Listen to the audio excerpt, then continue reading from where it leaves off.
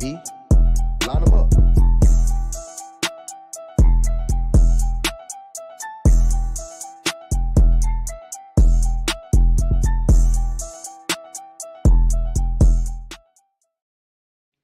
What's going on, CBR fam? How y'all doing tonight?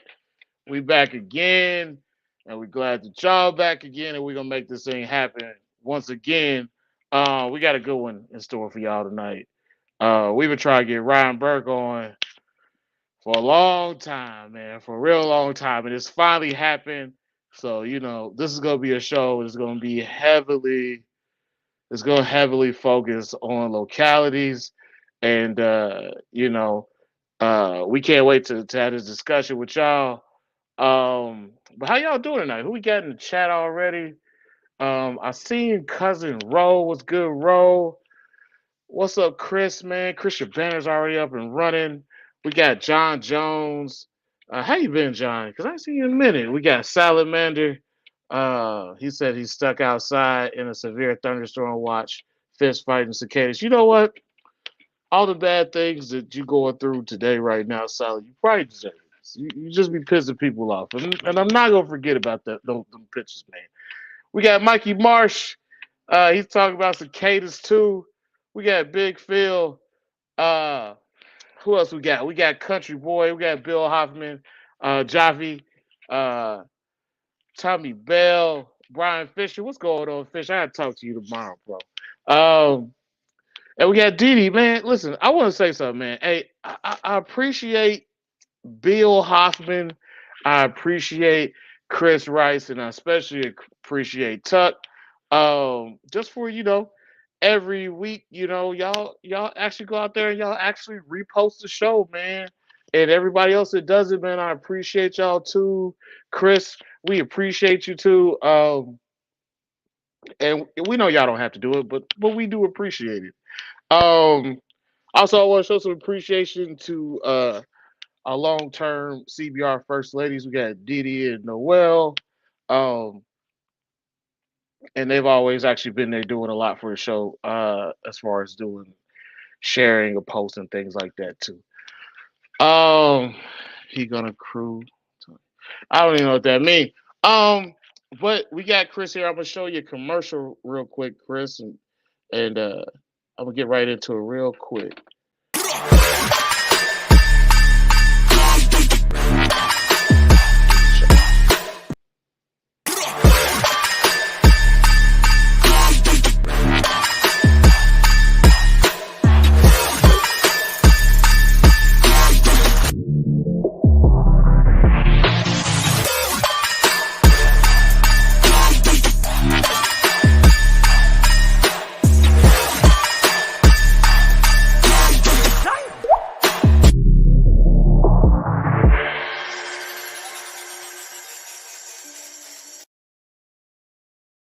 Okay, so if you're in the market for some nice purchase of 3D printed goods for your animals, go holler at Chris. I've had everything the from the probe holder to the perch mounts to the baby purchase to a slightly larger purchase, and they work really well. Haven't had anything break yet. Um, and Go show Chris some love. And if you go actually purchase things from Chris, there is the Chondro Bar Room 20 promo code that you can use to save yourself some money. Um, and we appreciate anybody that comes watching the show that goes and messes with Chris, because we really appreciate Chris. So we're gonna get into this MVF deep dive. And since this is gonna be a locality heavy show, there was a post from a guy named Privet, and it was basically the difference between localities, designers, captive bred, farm bred, uh, captive bred, farm bred, and what was the last one? Wild caught. So the post is basically is a good post that will help people that are newer to this, because when I first came into this in 2015, I didn't really understand all the analogies and the abbreviations of things, and It took me a while, and I had to read around and read posts multiple times to figure out what was going on because you didn't want to ask anybody. You didn't want to look dumb. And this was back in when I first got started looking at the MVF was late 2014. Um, so with that being said, the the opening line of this post is to each his own. Uh, which to me, what's up, exotic A1 pets, is probably the biggest thing when it comes to purchasing an animal. Some people, they are diehard designer people. Some people are diehard, um, they are diehard locality people like Ryan Young.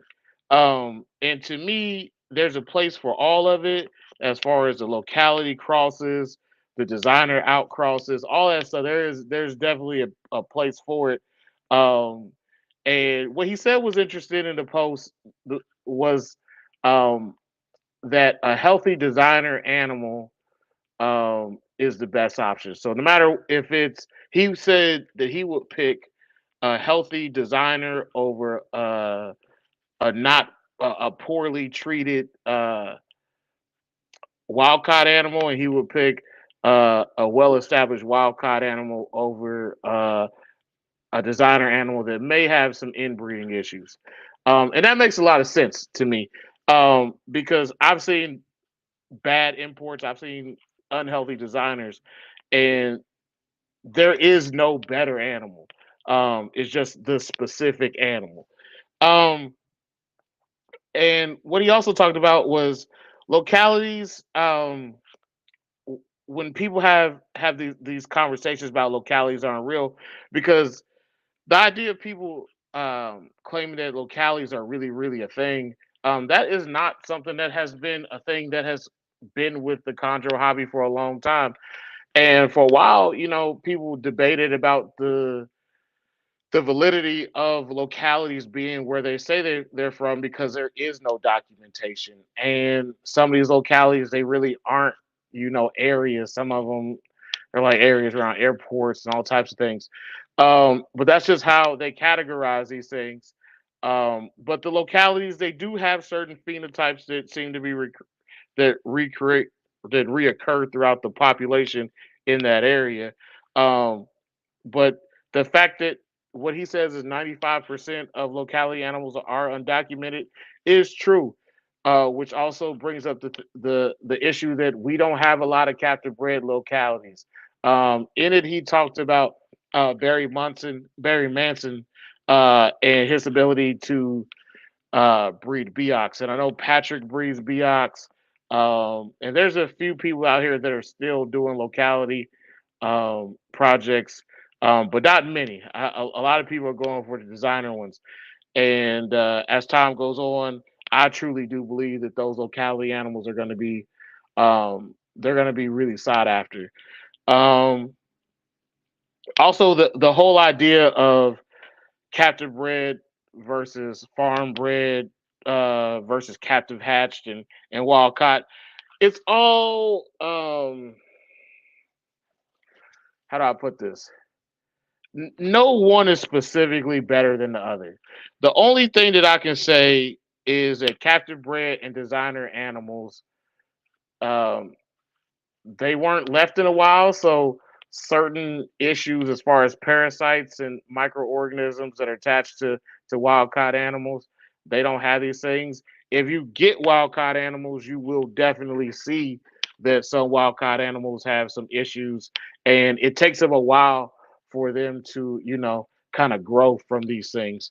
Me and Keno always talk about it. You don't really know what a wild caught animal really looks like until 3, 4 sheds into you have an animal in your possession. But also what he mentioned in this portion of the post was that there is a really good husbandry guide in MVF that was created by David Newman out of Illinois. If you go into the MVF and you look it up, it's probably one of the best documents that you can have if you are actually keeping chondros. David Newman has some great stuff up there. Matt Morris out of Texas has some great stuff in there about this specific thing about husbandry, cleaning up your cages. And I think that, I can't really do it justice. I think you should probably go read it for yourself. But you know, one of the things is that not all not all captive bred animals are going to be healthy. But also, one thing is that we do still need wild caught animals to an extent to pad our gene pool, um, and we see that now. But there is one issue with wild caught animals: the illegalities of taking these wild caught animals. It actually negatively impacts the chondro pet trade and us getting new chondros. That is primarily the reason why we are having issues. And a lot of people have wild caught animals. I'm not gonna lie, I got a couple. Um, but that's just kind of how the pet trade goes. Um, Additionally, when it comes to diseases and parasites, um, you can't completely rule out captive well, not captive bred but captive hatched and farm bred animals, because a lot of times they're establishing these animals on lizards. So I think it's a pretty good read all around to just get a good idea of certain people's perspectives on the difference between locality animals, designers, captive bred animals, captive hatch, farm bred. And also there's another part that I didn't really want to go to, and that's high end animals and that's low end animals. And I didn't really want to talk about that part. And I feel like if you really want to go read that part, you should go read it, because some people may take offense to it, um, because it's literally attaching the value of animal to a dollar amount, which isn't necessarily always true. A lot of times it is true, but high dollar animals, they come with their own set of issues. But you know, maybe we'll go and talk about it on a different day when I feel like pissing people off. But so far, this has been a good week, and I don't feel like talking about that shit really. So so today, right now, we're still waiting for Keynote, but I'm gonna bring our guest in, um, which are two legends out of Colorado. We got Jason Stevens and we got Ryan Burke. So, show them some love.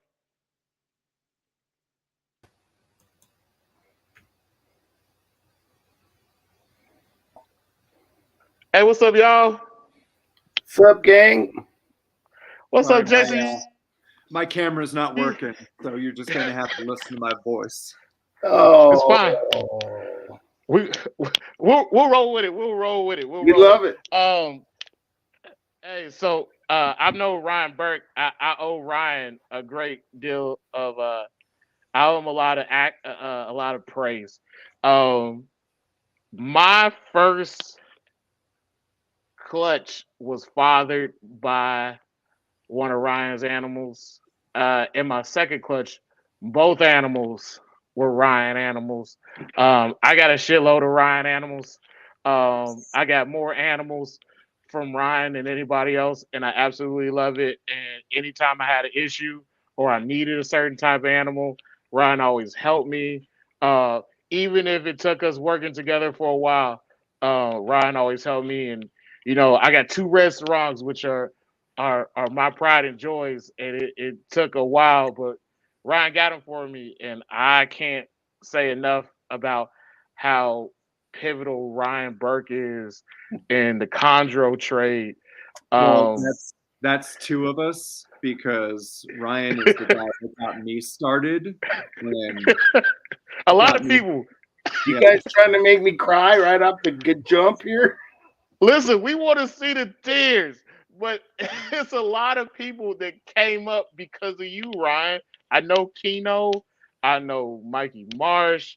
I know a lot of people that have your animals that have done, they done wonders.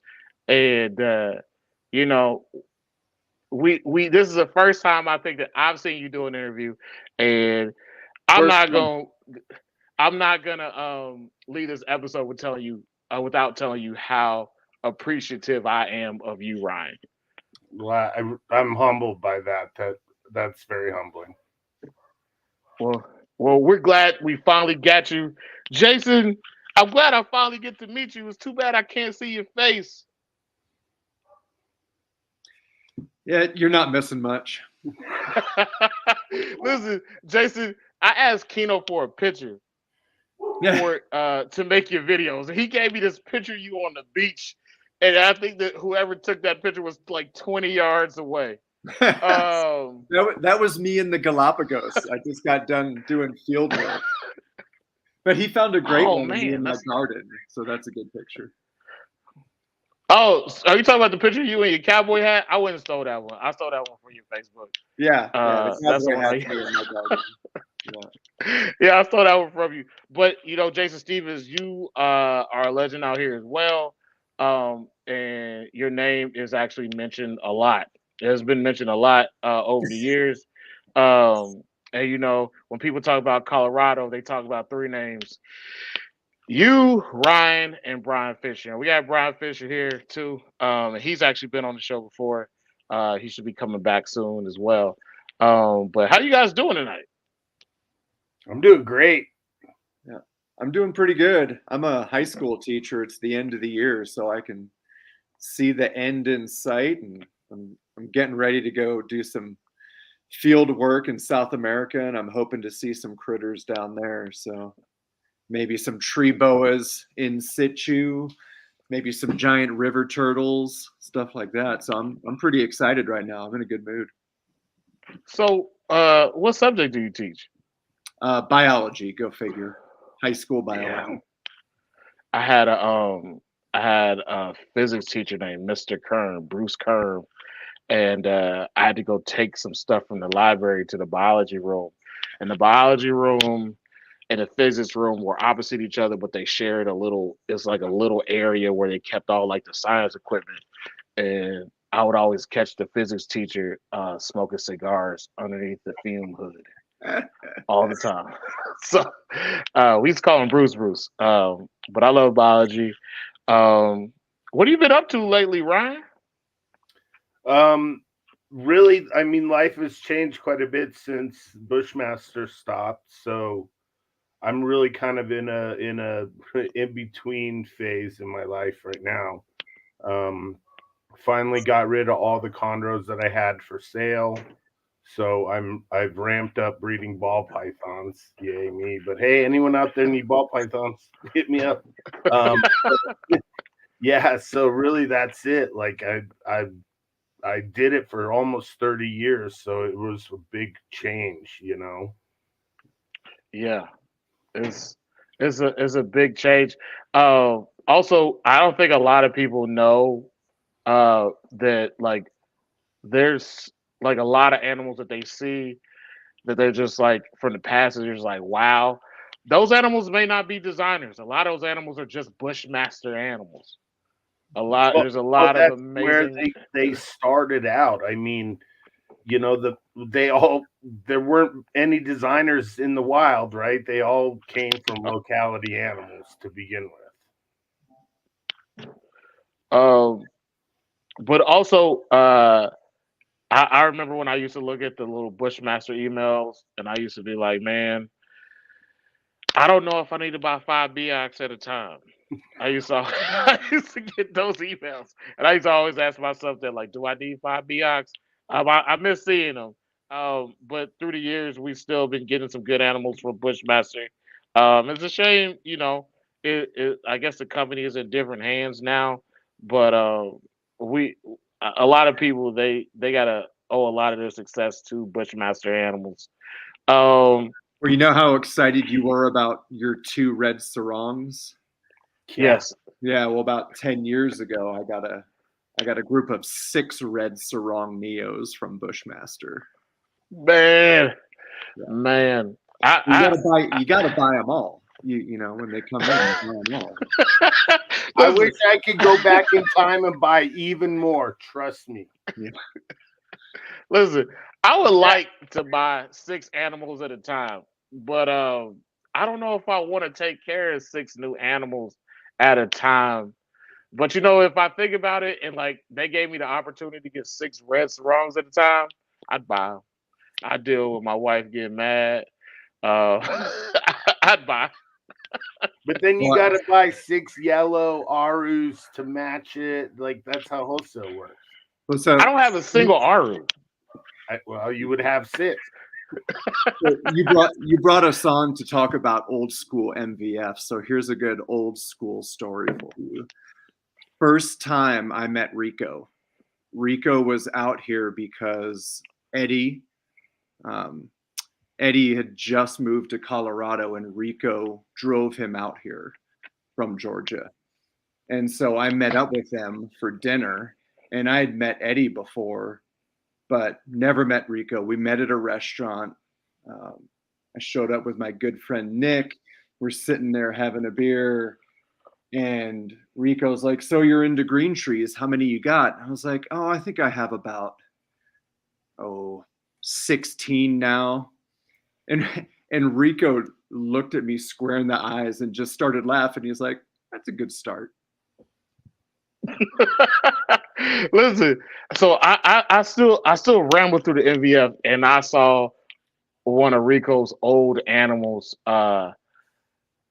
It was named Pineapple, and man, that animal was amazing. I guess it's SH. What is it? SH09355. I saw that animal. Was it yesterday or a couple days ago? And I was just like, man. I wonder where some of these animals that Rico had produced. I wonder where they're at right now. There's some in a lot of Colorado. these folks, yeah, I know there's some in a lot of places, but people don't show them off as much as I like for them to show them off. And seeing all those old animals of Rico's is still great. And there's really only one place to go see it. I don't know if his website is still up, but I know you can see a bunch of people posting on the MVF. But I want to get this thing started. I want to hear about where both you guys started from. And we'll start with you, Ryan. How'd you get started with keeping reptiles? I completely fell into it. I did when I grew up. I didn't keep any snakes at all. I didn't go out and look for snakes in the wild or anything. I was recently out of college and hanging out at this house with a bunch of friends every day. And Was it Chuck Vogel's house in the woods? No, it was just some rando dude. But they had a Meller's chameleon. They had a blue tongue skink. They had like a random little 6-animal collection. And it turned out like they weren't really paying much attention. So I'd go down there. I was hand feeding the chameleon. So the one dude that worked there was washing dishes at Bushmaster. And he wanted to move to Washington, D.C. and was tasked with finding his replacement. He looked at me. I was like, I had never really had a job before. So I started doing dishes in Bushmaster, and I swear it was like 95 or 96. Wow. And that was it. That's how you got started reptiles at Bushmaster. Yeah, exactly. Damn, that's a long time ago. Like Power Rangers was really popping back in 95, 96. Yeah. It just means I'm old. Oh man. Jason, can we get your foray into keeping reptiles?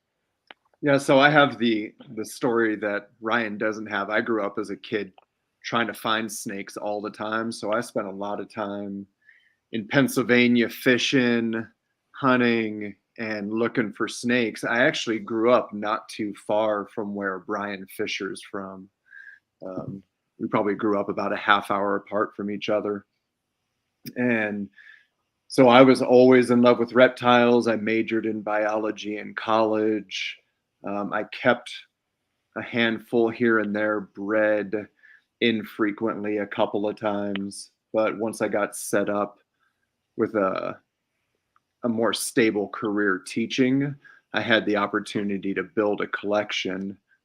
And I had a handful of kings and milks, and I was messing around with some arboreals, mostly Amazon tree boas. And I went into the local reptile store in Colorado to get feeders. And I met a guy named Nick, and he starts telling me about his green tree pythons and how awesome they are. And we hit it off. I checked out his collection, got interested in green trees, and he's like, well, there's this place called Bushmaster, and it's just right up the road. I got involved in the local shows, met some of the local dealers, mostly High Plains Herp, Rob and Tom. And Rob and Tom introduced me to Ryan, and that's where things really took off. Ryan invited me into his home. At that point, I probably had about half a dozen chondros. This is the story. You put me on the map with this, Jason.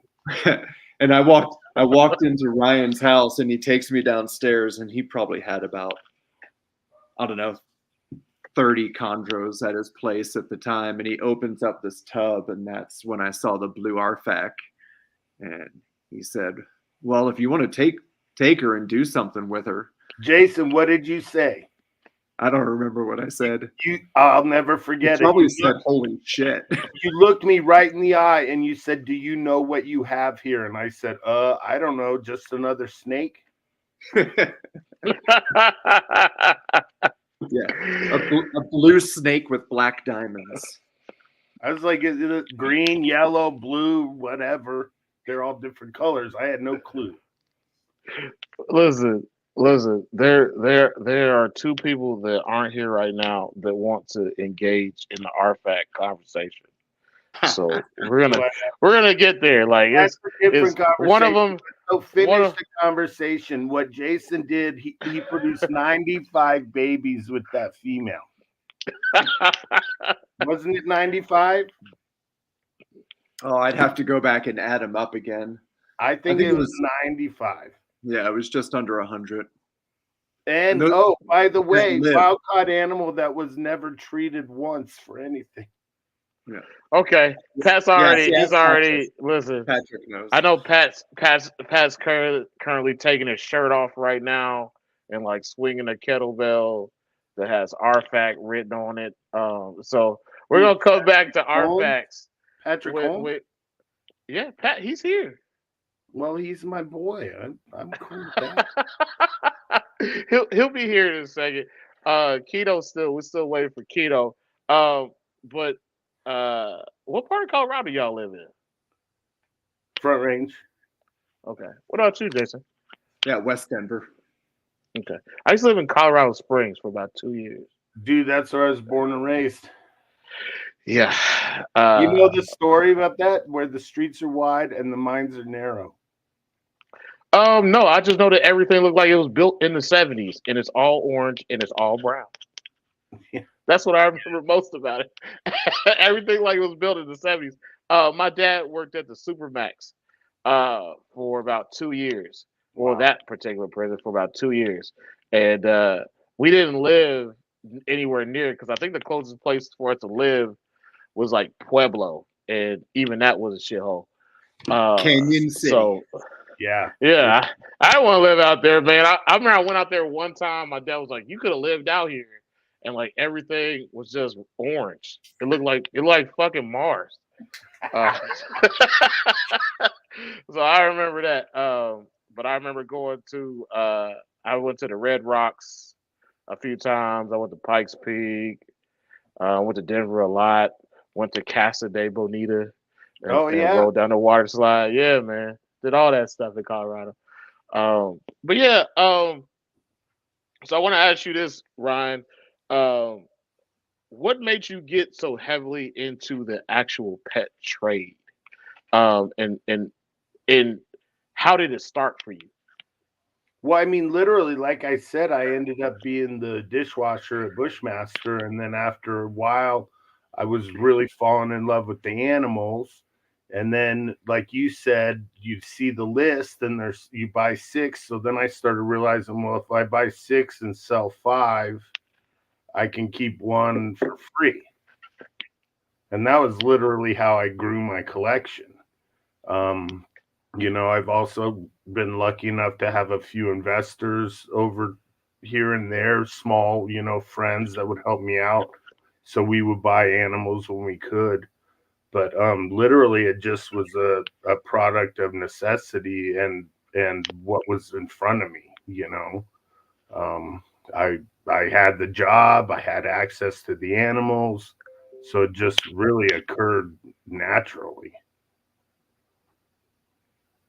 So when you first started, um, were there any particular like localities that came in that were easier to get than others? And how were you selling? Were you just selling them online? Were you going to shows? Well, I mean, that was before the internet almost. Like it was, you know, early 2000s. So I remember when I first got a King Snake account and it was like a big deal, right? So primarily everything I sold back then was on King Snake, but I didn't get into chondros till when I met Jason. But in the beginning, I was getting other stuff from Bushmaster. I was buying locality boas. I had a huge collection of leopard geckos that I bred. And then I finally switched over. Like at one point, like I had a huge collection that had no chondros in it at the beginning. So yeah. So Jason, when you started and you hooked up with Ryan, what were your goals and what were you trying to do at that period of time? And how did it work out being so close to Ryan? The main goal was to learn how to breed successfully. Um, I've always kind of been this person that kind of sets a goal, like a challenge, something that seems really difficult. And breeding green tree pythons seemed really difficult. And hell yeah, it is. I got lucky the first couple times. I started dialing in my system after that. And after the first few years of success, that's when I would start developing actually breeding plans. You know, in the beginning, it was just, okay, let's get a healthy clutch on the ground. Let's get a healthy clutch hatching. Let's get babies feeding. And, you know, 4 or 5 years after that is where I actually started really focusing on cleaning up lines, looking for, you know, trying to produce certain phenotypes. Could you expound on the cleaning up of bloodlines? Yeah, line breeding. You know, just trying to focus on specific phenotypes. So I was really interested in. I had three. I would say I had some Arubiacs that were all founding stock from Bushmaster. So Bushmaster, let's say late 2000s, we started seeing a bunch of crosses coming in. Before that, it was all, you know, I'm going to say quote locality. You know, they had these labels like Maruk, Arfak, Aru. But I would say 2005, there was a couple coming in, but by 2008 and 9 into 2010, the list was all crosses. You know, Arubiac, Maruk by Biak, and Coming from the farms? Yeah, coming from the farms. And Ryan and I were we were both collecting not always entire clutches, but you know, we would each get 4 from a clutch of these different crosses. And I had a bunch of the Arubiacs, Ryan had a bunch of the Maruk-Biacs. And I was really interested in the Rubiacs because as they started morphing, I started seeing, you know, these high yellows that you would expect from the Biak crosses. And man, the Maruk crosses, we were seeing these crazy high white animals coming out. And so I had some Arubiacs that I was lucky. Well, I worked hard at getting some F2 crosses. I had some Kofiau crosses that I bred together. And then the so-called arfak crosses, Patrick. I don't even know what I'm walking into with this one, but I'm just waiting. Yeah, I know. So I was on Patrick's the got to old come. Chevy. Patrick's got to come up here eventually, and my kettlebells are bigger than his kettlebells. Well, if I have to fight Yeah. either y'all, I'm bowing out. Because no, I've seen both y'all without your shirts on. I don't know. I think that as long as you catch Patrick and you just lay on him, you'll be all right. Nah, dude, I got like 4 seconds, and then he's gonna outlast me. I'm. What do you think he's gonna chew through your body like a rat or something? No, I'm gonna be breathing so heavy. Have you seen Patrick eat? Have you seen? Yes. What, I what went to he get eats in a barbecue with day? Pat. I've Yeah. eaten with Pat. Yeah, like 3 of me. He's like, I'm Oh, gonna get so all the desserts. listen, Pat. I was looking at Pat and I was like, "You gonna eat any size? You just gonna eat all just meat?" Like he didn't want a side at all. He just wanted to eat meat, and I was just like, "That's how he does it." He has no time in his life for anything that was a side there. He just wanted to eat meat, and I was just like, "He's really about to eat all that." He ate it all. He just walked out like nothing. I had ate, and I was sick as shit. I was falling asleep in the van. Thank God it was a van. But yeah, Pat definitely outate me. But I got a question about the Arubiacs. Because one of the things that is like I've heard over the years, and I've seen it in the MVF several times, um, about Arubiacs and the chances of you taking not the best looking Biak and not the best looking Aru, and you can get some pretty good high yellow or high white animals. And I just want to know, like, what was the difference between your F1s and F2s? Mostly the amount of yellow. Okay. I only produced one animal that developed more white than the adults. I saw that more in the F1s that we got from the farm with the Maruk crosses. Mhm.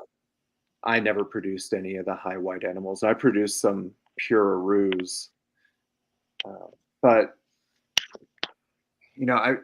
it's way easier to produce an extreme phenotype from a cross, from a hybrid. That's what a designer is, than to produce a phenotypically true locality animal. You can throw in a Ru with a Biak and get some cool stuff, so-called cool stuff. I think it's a lot cooler when you can get really similar locality animals and reproduce that phenotype. That's how you get black animals from Merauke crosses. Like, Yeah, and you get them from a Yeah. Ru too. If you cross Right. an Aru to anything else, black shows up. It's like the default. I'm pretty sure there's something going on with like gene inhibition. There's something going on when you cross an Aru with another species. I'm going to say another species, from the other islands, where those genes are getting interfered and the default is melanin. And it, like we always talked about, Jason, when Aru's changing, a lot of times they go dirty. Yeah. And something with the crosses locks that dirty to stay. Yeah. I like that dirty. Dirty. Yeah, dirty. Hey, Ron, shout out, man. Shout out for my Merauke Biak that has a ton of black on them. Well, we would talk about it on MVF all the time. Someone would. What was that? Woo. There's like a commercial playing somewhere. Like somebody in your room. Yeah, somebody every year on MVF would post, "Hey, check out this Aru that's getting black specks," and no, the rest of us are like, "Well, it's a cross," and they're like, "No, this came in as a pure Aru from Ryan." And they turn black in that, like dirty. I would call it like a really, really dark forest green that can be mistaken for black. Yeah, the Jayas would get that dirty look. Yeah, and it just goes away. Yeah. Anyway, did that answer I've your seen some question John about Leckie babies like that. Yeah. Did that answer? Probably didn't answer your question about F1 versus F2. Not really, but it was good information though. I gotta admit, Like I probably needed that information. When But- on that line, Travis, you know why that whole thing started? It wasn't because they were trying to make funkier things. Which line? All the The crosses, farms. because they had all these Aru and the babies weren't robust enough. They say, "Oh, these Biaks are giant and huge. Let's try them." And the babies ate. Voila, Aru Biaks. Yeah. Maruk Biak, Yeah. Kofiel Biak, all the Biak crosses. Yep. All Because- to weaker, quote unquote, yellow line. Yeah. I mean, my Muroge Biak is red, and well, it was a red baby, and he still retained a lot of black so far. So I believe in what you're saying. Send me a picture of that animal, by the way. I'll send a picture of him to you. His name is Noel. He's a real asshole. But I'll send you a picture of him. But yeah, so my thing about F1s and F2s is it seems like people have different versions of like an F1 and an F2. So like some people say an F2 is like the same parents repaired, and some people say it's not. And that's what I'm saying. I was just like, I don't think that's how that Jason works. knows way more than that. I don't think that's, and the way, I don't think that's how that works. yeah, no. It's to me, I was just like, it's just repairing the parents. Yeah. And a true F2 in biological terms is a line bred. It's one line. So F2 is you're breeding the siblings from the parent cross. But in herp community, because we all know that people throw science around in the herp hobby, that's not true, right? So when we say like an F2 Kofiau Biak cross, it just means that both parents were Kofiau Biak. It doesn't necessarily mean that it was a sibling cross. You know, it's like when the ball python people start talking about codom. None of those genes are actually codom. Incomplete dominance. Yeah, they're incomplete. Yeah. Listen, y'all It's gotta- just one of y'all those. can't be- It's like y'all can't be calling. throwing shots at the ball python people. They'll come up here. They'll Yeah. come up here and get us in mass. Oh, you cannot think it. As a ball python breeder, you can believe me. You'll be fine. Hey, I always had the same question, but you know, it just didn't matter enough to me to like get a real answer about it. But yeah, explain that a little more. Explain what F2? No, the codom genes for ball pythons. Oh, codominant genes are where you have two different forms of a gene and they both get expressed. So Look at Ryan. Look at my brother Ryan. What's up, y'all? Ryan, Jason, I apologize for being late, y'all. You no, better. it looks like you got a good reason right there on your lap. This is just one of them. This is just half. That's the best one right there. I heard y'all hearing about it. I heard some talk about a root cross, and you know, where hey, look, a black showed up. So somebody must have just crossed the root or something. My man. Somebody put a root with a Moroccan.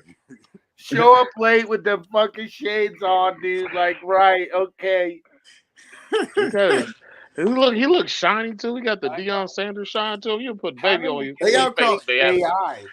I was outcrossing that. AI. Allen Iverson kind of look like that a little bit. I love it. There you go, Ryan. We all look alike, huh, Ryan? Oh no! Fuck you! Don't even do that. You know me better than that. Don't even. I'm just messing with He you. played for the Nuggets for a while. I love him. No, I'm just messing with you. I know. Don't you? I'm on fucking camera. Listen, man. Listen. I saw back in '98. I saw Jordan play the Nuggets in Denver, and that was the greatest thing I might have seen in my life. Okay. Well, you know, if my camera was on, you'd see that me and Ryan look the same. You don't. I didn't say I've seen that. pictures of you. You Let don't the look the record same. show that I did not say that. He's Listen. skinnier though. Listen, at some point in time, Keto is going to start talking about midgets and strike that from the record. But Nah, for now, just leave it alone. nah. Yes, you are. Oh, Ryan and Jason, I gotta be on my best behavior. Okay, all right, good. Yeah, we had a good show going here, bro. Let's keep it on the rails. Oh, my bad. Thanks for having me, y'all. By the way, I appreciate All y'all right. welcoming me on. All right. I don't know. If we're gonna get Pat in because I know he said he wanted to come and talk about our. We didn't get arfak yet? No, we didn't. Listen. I was waiting for you, man, because I didn't want to Good. turn this into having 3 arfak segments. So I left it alone. But what I did want to ask you a question about as far as locality animals and how they were coming in over time. Did you see animals come in that like from a specific locality that started to look different over the years, or were larger or smaller over the years? No, I mean, a lot of what they say about what they look like, they became like that was the name, right? But I mean, you could tell. I mean, I've seen, tens of thousands of babies probably over the years, right? And so the white tail, the red tail, we've just trusted what they went off of on the label. But like yellow Laras would be labeled something else, and so we thought we knew better, so we would change the names just on some stuff. But you would see 40 animals and they all looked exactly the same, so you would call them all the same thing, whether that name was correct or not. Like you were totally correct in your intro that those names are just the population hubs nearby where they're collected, but they're also geographical, disparities in there. So they look like what they look like, so we call them that. And it was, it's about selling them too. They have to have a name to be sold. Yeah. Oh shit! There he is. There he go, Mr. Fisticuffs. Yeah. With the right cross. Yeah, man. Yeah. Here you come with your shit, Pat. Here you come with that shit. Satan. I don't know what you showed up for. You got to come back. What, next week? 2 weeks from now? Am I coming back next? Dude, I don't know what my life is doing in 5 minutes, much less 2 weeks from now. No, you coming back in 2 weeks for Keepers class with Chris. So we just gonna let the little people show up fighting everybody. Hey man, listen, this is not me, man. I didn't actually want to do this, but this is between him and This Chris. seems like a whole different show. It feels like, or am I just should I watch? I don't know what the fuck is going on. All right, man. So listen, look, where y'all want to start off with artifacts? Because that's what y'all want to do. Y'all came here to have this fight, especially Pat, and his shirt ain't even off yet. But that's what y'all came here to do.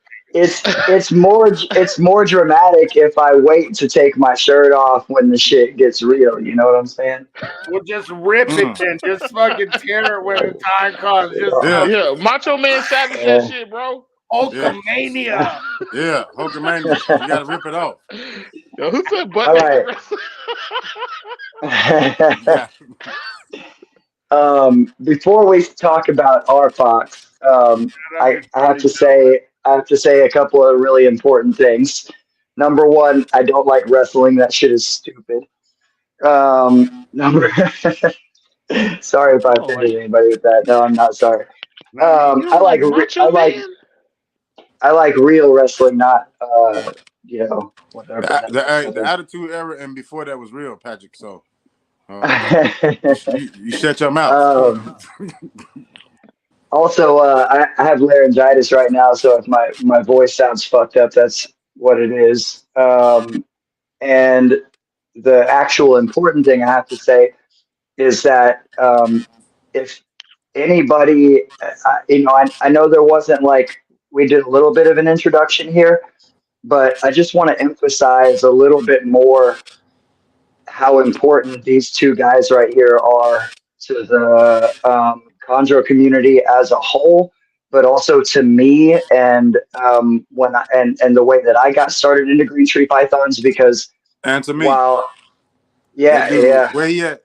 Where he at? I'm pointing. This dude right there. and I wish I could see Jason's face right now. I missed your face, Jason. That dude right there, like a His big camera brother. doesn't work. That's my big brother right there. We got to say Yeah. that. Oh, thanks, Hino. Yeah, He doesn't want us to make him cry. when He doesn't want us to make him cry. I got my first chondros in 98, but in 2006 is when I got serious about them. And 2008 is when I started really buying a lot of green trees. And Jason hatched out 5 clutches that year, including the first arfak outcross clutch. And I still remember seeing those 5 babies on his website, and it was one of the things that really, really hooked me. It just, Jason was always a really big influence to me when I first got started doing this. And he was also super, super helpful to me all the time. And I got some awesome animals from him. And Ryan has just been chilling behind the scenes, bringing badass chondros to everybody for a really, really long time, man. And I finally got to hang out with both of these guys last year. Came up to Colorado. We all had dinner, and it was amazing. And Jason and his wife were gracious enough to let us, give us a room at their house. And that room was right next door to his snake room, where all that awesome magical shit was going down. And it was just really cool. It was a yeah, I was. No, I wasn't. We talking about the snake magic, right? Yeah, the snake magic. About to say, you sound like a pervert there for a minute, Patrick. Yeah. I mean, it didn't get perverted until somebody asked if my shirt was off in the snake room. I asked. It's relevant to the conversation. Yeah, I know. Anyways, because they get too hot. It was a perfect way to kick off our trip, and it was really, really badass to be in that room where so many awesome clutches were produced, including animals that I've had, and lineages that we're still holding on to right now. We've all got some of that stuff in our collection, and it's badass. Yeah. So, but that's the subject at hand. Is that lineage that we have, that arfak outcross stuff. And also, Jason, are you still with us? Because I can't see you. So. Oh, I'm here. Okay. He has not went to the upper room. He is here. Just making sure. So what's funny is those 5 babies from that original cross. Yeah. Rico was here about 4 months after those hatched. He was in town visiting Eddie. Actually, I remember exactly when it was. It was Thanksgiving, because he came over and had dinner with his wife and Eddie and his wife. They all came over, and he knew, he had seen the pictures of them. And so we go down to the snake room after dinner, and I opened up those 5 tubs, just like whoosh, open up all 5 at once. And he just looks at me. He says, "I'll take them all." And I closed the tubs. Did you guys see that picture? Yeah. Yeah. What it says? Yeah. I can't see what it says. It says arfak 81504. Yep. If you send me the picture, I can put it up on the screen. Email. Still this the is my biggest old folder that I had put together for me a long time ago, and I found it while I was getting ready to film this. I'm gonna need you to take some pictures of those and send them to me for the archives, or make some copies or something. Me too, Ryan. I'm pretty sure need that. I'm pretty sure that's her. Yeah. That's amazing. I knew you had gotten her as a baby. Dude, there's some really nice animals. I was looking through here. There's a kick-ass red Manakwari. Badass. I'll take some pics of these and post them or give them to Travis, and he'll Yeah. send them out. Yeah. Yeah, send them to us. Yeah, I'll the make a reel with. craziest I'll thing make a about reel with that some of them. clutch Look was what's the at the size front of of the it. babies. You guys know what that Say that is. again, Jason. The craziest thing about that clutch was the size of the babies. They were They were big. like 19 to 21 grams Wow. out of the egg, Shit. which I've never seen any. I mean, still not seen anything like that. They were just massive. I mean, she was a big girl. Was like 11 or 12 grams Yeah. through the years, Me and too. they hatched out they were massive. How Yeah. big was she? Let's see. When I first got her, she was probably about I'd say 14 or 15. 100 grams. Yeah. Yeah. And she kind Yeah, of she was always a big hovered girl. around like post-breeding weight, probably about 1,200 grams. And I'd get her up around 1,350 or so by breeding season. I don't know where her I from being Patrick, that finish big. your story about arfaks. So that's, I think, the best way for me to start this conversation. And this doesn't need to be a rant or be long or anything. I'm sitting over here cheese feeding babies right now, He says anyways. this right before he starts But ranting. no, this is actually really simple. And depending on who's listening, this subject is known to ruffle some feathers, and I'll actually probably go into it in more detail some other time. But I think maybe some animals have trickled in here or there that were actual arfaks. But the simple thing is that, well, we'll put it this way. Recently, somebody was making fun of some Indonesian Instagram accounts and saying, "Oh, these guys are posting these pictures of these animals that just look like red maniquari or red neosorong, and they're calling them arfak." And I said, "Yeah, because that's what arfak are. They're no different at all from sorong or maniquari. They're an arfak is a maniquari. It is a sorong. They're the exact same thing." Though, that's what I thought. That what? That they're the same. That they're all the same.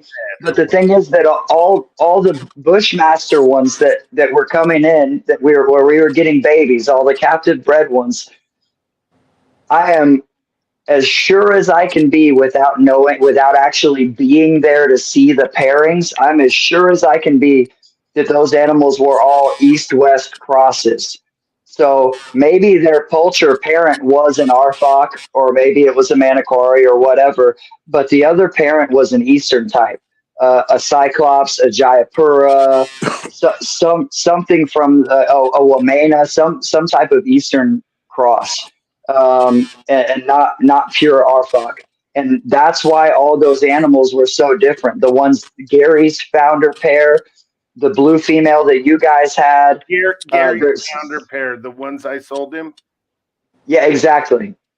Do you think that has like the biggest impact on the size though? With crosses? No, it has not. This has nothing to do with the size. I think so we've by never and large seen it through arfak, in your opinion. No, I think we have. I just don't think any of those Bushmaster babies labeled as arfak were arfak. I think they were. I don't think they were outcrosses. I know they were outcrosses, and I'm sure, as sure as I can be. How is that different from? They were labeled, Patrick, as arfak jaya. They were labeled that. Well, there was a whole bunch of that were also posts that Gary did. My good friend Rico went to Indonesia and showed me the pictures after I sold him 5 of the 6 animals because I needed the money. Yeah, but this goes back even further than that. So I remember the MVF posts and all the stuff that we were calling New Blue, and those were labeled as arfak times Jayapura. Right. And Rico brought back pictures of the parents, and it was 2 blue animals and all that. But even further back than that, So going back to like 03, 04, there were animals coming in from Bushmaster labeled as arfak that were babies, including your blue female and the pair that Gary's original pair, and the ones that that they were. And so here's the thing where like there's a few traits I could never reconcile this. As much as I wanted the animals from Arfak Mountain to be special, I had to eventually just admit that the animals that I thought were Arfaks that were special and had these certain traits were actually just crosses, and that the animals on Arfak Mountain looked just like all the other chondros in the region. And so, we were the some of the easiest things are brown babies. I'm reasonably certain that brown babies do not exist in the West. Sorong and Maniquari are fire engine red And I saw when they hatch. brown babies in those. Yeah, I mean, I and survived in the West.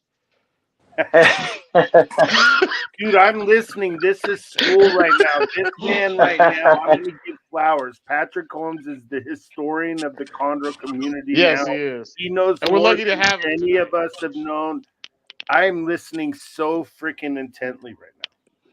so and this is obviously not to disparage the line or anything, because these are Nah, Patrick. some of my favorite animals. Me and Kenny gonna whoop your ass. But go ahead. Yeah, I already know you and Kenny and Gary. If you ever listen to it, Gary will probably won't listen to this, but maybe he'll hear it if I bring it up on MJ's too. But I'll send it to him. yeah, send it to him. And look, here's the thing: we were all just going off of the labels that we had, and I called them Arfox for a long time. And I don't. This isn't news. Cameron a long time ago said we sometimes just label stuff based on what we think it looks like. That was in Maxwell's book when he interviewed Cameron. So many of them, right? We said that before. Yeah. On, right? Yeah, and I heard you say, that's what I was just going to say, is you said it again tonight, that yeah, some things were legit and some things we labeled them to the way that would sell them, and some things we labeled them just on what we thought they looked like. So, we never changed it to sell it because they sold yeah, it. I'm saying that's the original labels coming off of the farm. Right. Where, yeah. If we and them, we thought we knew more or whatever. Yeah. And we've seen that with everything, even really knowledgeable current importers and people that have some of the most legit connections. I saw a box of animals come in 2 years ago with all Jayapura labels, and they were all very, very clearly Sorong animals, so it just still happens. It's not that big of a deal. And honestly, historically, many of my favorite green tree pythons are east-west crosses. All of the Ed Bradley stuff that Garrick is working with now, they were all, east-west crosses, and they produce that look that we used to all call Highland. So like nice blue markings, blue undertones, black diamonds, all of that stuff that we just all collectively called Highland types. It wasn't a specific wild look. You will never go out in the wild in West Papua in the north and find chondros with black diamonds in the wild. You just won't. That's a phenotype. But how do you know that, Patrick? Have you went over there? Because I have seen thousands and thousands and thousands of wild-caught chondros, and never once one from any locality other than Biak with black diamonds. I've seen thousands of them and never one with black diamonds. You get some that might have a couple black scales or edging the diamonds, just a few. Cyclops, yeah, but not bold black diamonds. Western types will have a couple of black scales that'll stick around the neck on the diamonds. Eastern types like Cyclops, when they go through the change, they get really black, and sometimes a little bit of the black hangs out around the diamonds. But those bold black triangles, that's a hybrid trait. It's a cross trait. And so you said the shipment that came in recently, last year, you said they were labeled as Jayas, but you can clearly tell they were Sorongs. Yeah.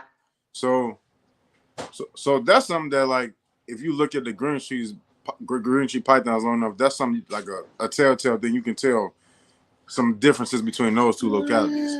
Yeah. Why are you so sure that, but looking at the what was labeled as pure artifact, that those were crosses and not of maybe the first handful of pure or only handful of artifacts that came over here? Because they don't have culture traits, and Arfak is a culture locality. It's that simple. But Arfak Mountain. I'll give you a little bit of history and a little bit of geography about Arfak.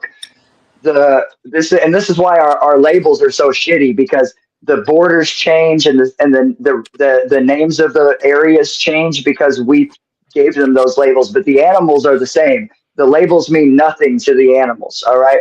So the Vogelkop Peninsula is the westernmost part of the country of West Papua, and it used to be until 2013 that the Arfak Mountains were in the Manokwari Regency.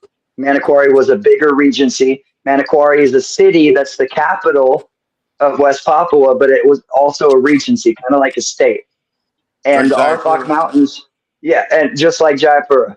And the Arfak, and just like Cyclops Mountains are in the Jayapura Regency and near the city of Jayapura, the Arfak Mountains were in the Manokwari Regency and near the city of Manokwari. But so back then, all Arfak were Manokwari, but not all Manokwari are Arfak, because if they didn't come off the mountain, they weren't Arfaks. Same as Jaya Cyclops, Patrick. Same as Jaya Cyclops. Patrick, that's still true though. That's still true because my it's not still true because they're but in 2013 the Manokwari Regency got split into 3 separate regencies, and so now the Arfak Mountains are in the Arfak Regency. So that's just an example of how the names of the areas can change, but the animals don't suddenly become different animals because we changed the name or moved a border, right? So anyways, that's all I'm saying is that those Bushmaster animals that are the ones that made the Arfak name famous were not pure Arfak. It's not that big of a deal. That's just what it is. And the animals that come off of that mountain, I'm sure they're real nice looking, but they're not any different from the other animals in that area. Patrick, it's genius marketing at its finest. Yeah. Right? And yeah, absolutely. So the artifact, you tell me the artifact don't have no specific trait that's different from any other cultures? Nope. But Manokwari, Sarong, Arfak, all those red animals are insane. They're great animals. Yeah, they're my favorite chondros. That's my favorite locality. Anything from that area. Same. Patrick, look, I love you like a fat kilo of cake. I'm gonna have to disagree with you on that one. I know, but here's the thing. You just told me that all Cyclops was Jayapuras, but not all Dude, Jayapuras. we get Jayas if they're babies, they're Cyclops. But look, and look, what Ryan said is absolutely true. But I know where you're going with that argument, and my point is that with the Cyclops and the Jayas, the Cyclops, I know you're going to hate me for this too, but the Cyclops are not special because the name is not what makes them special. Yes, they do probably tend to, some of them look slightly different up at the higher elevation than they do at the lower elevation, but the name doesn't make them special. And probably at least half of the animals that come in labeled as Cyclops are just Jayas from somewhere else in the Regency. But that's a different conversation. I'm just saying that there is nothing special about Arfaks. They're just the same as all the other animals, and they're just as amazing. But they're not different. They're I'm gonna respectfully disagree with you on that one. I would say yellow at all. I would say yellow Cyclops do look like yellow Giants. I will say that. Because they're the same thing. And the thing with the Arfaks,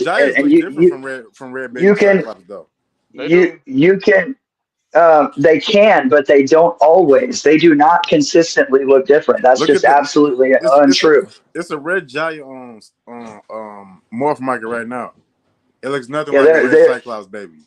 If, as you know from hatching out pure Cyclops animals, there's a huge degree of variability within one clutch. True. So and there's crossover from both. But you can disagree with me on the arfak thing, but I'll say two things about that.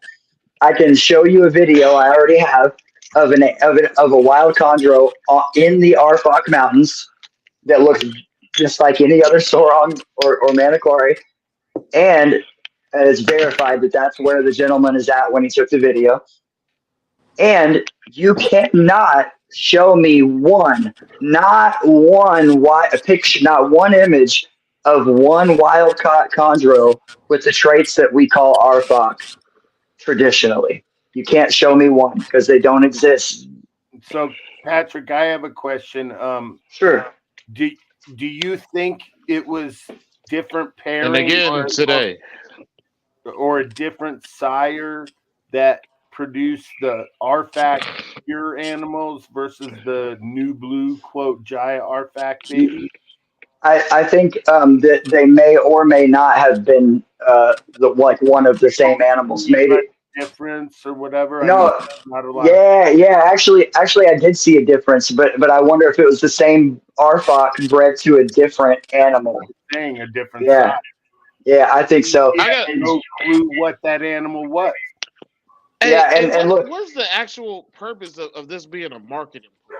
That's just from my own information. What's the purpose? Part of it is just it was third world. It's a third world country that they're doing things. They're making money to do things. They write names down. Like it's not a like there's not it back then. It was a lot different than it is now. There, you didn't have no social media in Jakarta buying all Yeah. stuff. Kenny Richichi, we about to take a trip to Texas. Hey, but Jason, I kind of Jason been in the weeds. I wanted to hear your opinion on this, Jason, because shit, with this female that we're talking about, you hatched what 97 babies from her, almost 100 babies. 96. Okay, so shit, I'm having almost 100 babies. Talk about the variability in these animals that Patrick is kind of talking about that makes him think they came from an east to west cross. Oh, I agree with him completely. Okay. Yeah, there was no dispute, and I even made that comment like in the thread, like we were talking about this 20 years ago. The only reason that arfak is even a name, that's enough, Jason. That's enough. You get up out of here.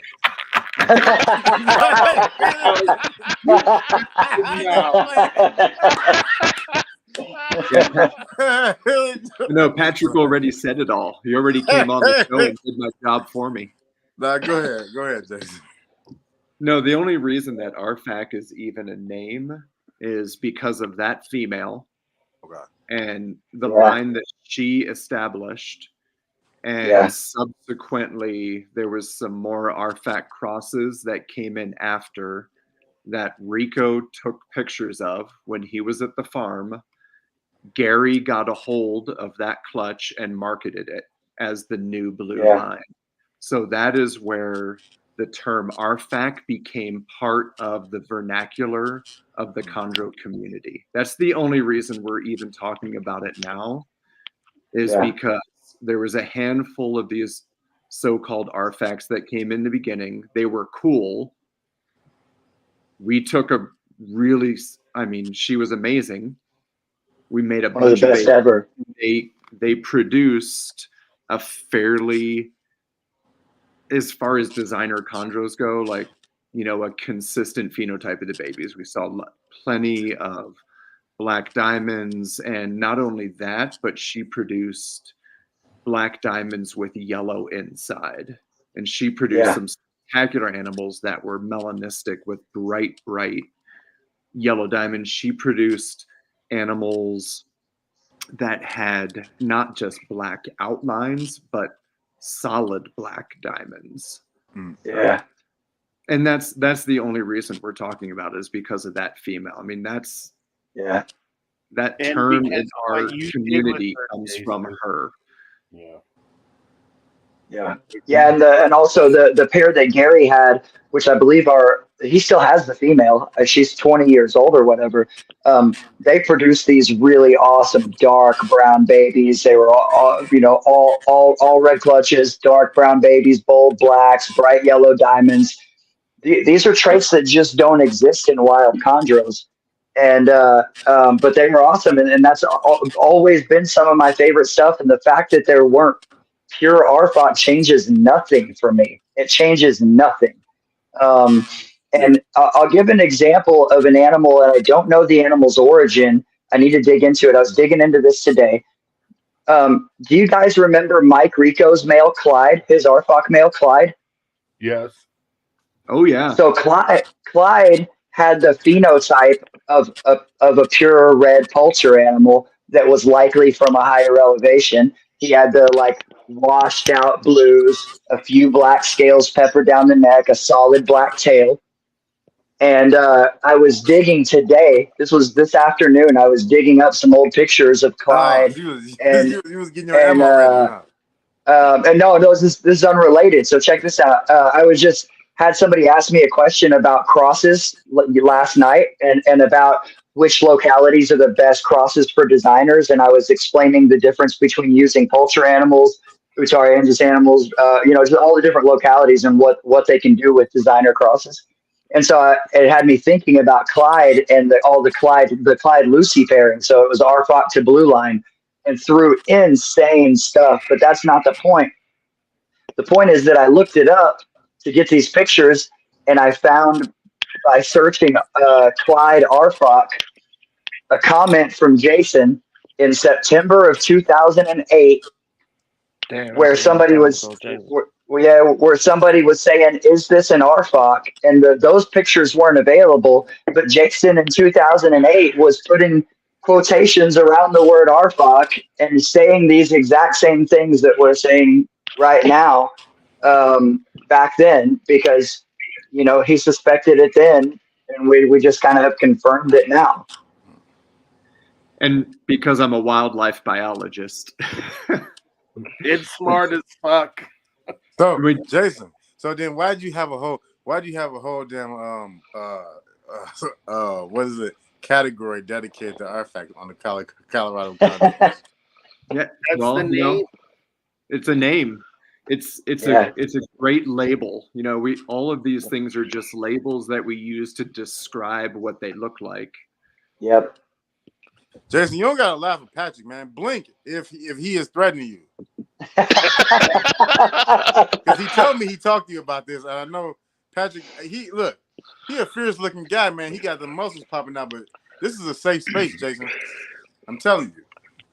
I mean, I had that kid in my house, and I fed him biscuits and gravy for breakfast. Yes. Which I've never gotten, by the way. So fuck you, Patrick. I fucking live right down here. I never got them biscuits and gravy. I see them on Facebook all the time. You see what this is not even about arguing about arfaks somewhere. It's about fucking breakfast delights and shit now. Well, Jason and Patrick eat like kings. You sound so upset about it. I am. I'm eating Costco fucking freezer. Listen, Yeah. I would be honest with Yeah. you. I'm from the South. Like, making biscuits and gravy is pretty easy, man. And it's cheap. Yeah, it's so easy. It's easy to fuck up. It's easy to fuck up gravy if you don't know what you're doing, and you got good gravy. You got to babysit it a little bit. But there's levels. There's levels. Yeah, I don't there's know. I've levels never to that fucked up shit. my gravy. Yeah, I haven't either. Look, Jason can fucking cook, man. Jason, And it was. I had to go out and kill the elk, make the sausage, and Yes. then make gravy. Yeah. loving that food. Yeah. Yeah. Buckshot. That's it. Yeah. Yeah. Elk sausage, biscuits, and gravy. It was amazing. That was such a great morning, man. We just had a slow start. We weren't in a rush. We just sat around, played with kettlebells, watched the chickens in the back, drank coffee, and talked a bunch of shit. Easy like Sunday morning. Yeah. That's when you threaten. That's when you threaten Jason, huh? About the artifact stuff. That's Look, what man. you did. Hey, let me tell you something. First of all, I'm 5'10" and 170, so I'm not exactly like an imposing individual. But you got the small man complex, and y'all get pretty. And I have no complex about my size because I'm actually average as fuck in size. I'm not small, and yeah, I'm extra medium. And but if you put me and Jason side by side and gave us the same size kettlebells and the same routine, Jason will make me look bad. That's Did you not say a you joke. 5'10"? Dude, Jason's Yeah. strong as shit. Yeah. Jason's an endurance athlete. He would smoke me at that stuff. He could lift a house. That's no joke. Yeah. Travis, I I thought Yeah. any one of the Travis, you four said of y'all. that you said Patrick was like 5'4". I didn't say that. I said Patrick's my height, and I'm 5'8", 5'9". You're taller than that, Travis. I don't So, think so, Keno- man. Yeah. That's the reason why I like you, Patrick. I like short people, bro. Keno, I you want to were say something before we maybe get too off the rails. I don't know if Travis has more questions or if we're We all Yeah, got- yeah, and look, Well, yeah, let I'm me- done with all the arfak stuff, me- man. Let me You say can still something say, now though, if because you I'm want going to to. give my flowers out because any credit that I ever get is because I took the best animals I could and placed them in the hands of guys like Jason Stevens, Patrick Holmes, Brian Fisher, Kean Morgan, Travis Irvin. Yeah, You know what I'm saying? yeah.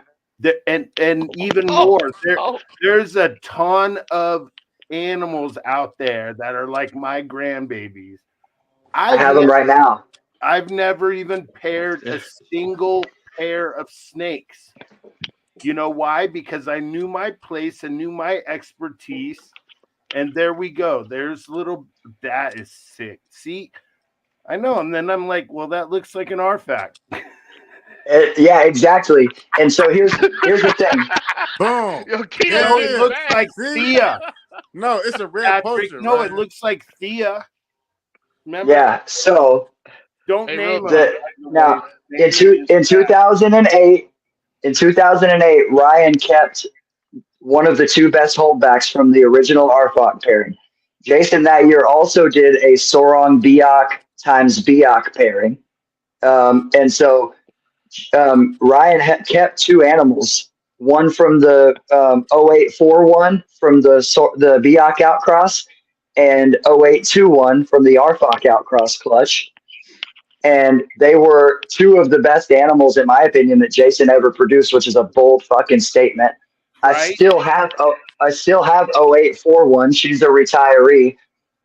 Before I got them, the gentleman Dane Lee who bought them off of Ryan. Dane. Yeah, Ryan raised them up. Dane bought them, and before I bought them from Dane, they produced a really awesome clutch.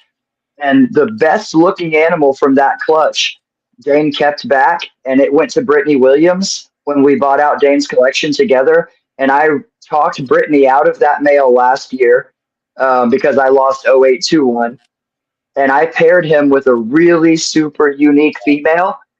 And even though that blue Arfak female is this animal's great grandmother, this animal still has that phenotype of that Arfak outcross. It's the only one in the clutch of 9 that looks like this, but that's what this animal is. The male was Shere Khan. Yes, yeah, this is Shere Khan's grandchild. I named that animal. Yeah, and he was his name was what? Shere Khan from after the tiger from Jungle Book. Okay. Jungle Book. Yeah. So that Shere Khan was my favorite snake that I've ever had in my entire life. That's not an exaggeration. And there you go. That's one of Shere Khan's grandkids as well. Insane, Patrick. I like. Yeah. So these are the great grandchildren of the blue Arfak female that we're talking about. That was not an Arfak. She was an outcross. Just the Arfak OC, baby. That's right. You learned early on you could just throw that OC on, and then it still had that Arfak label. That's and then right. the OC gave those people the gamble thought, right? Like Yeah. OC, it could turn into a bomb. You know what I'm saying? Yeah. And it's A all lot of it's facilitated by Ron Burke. what? That's right.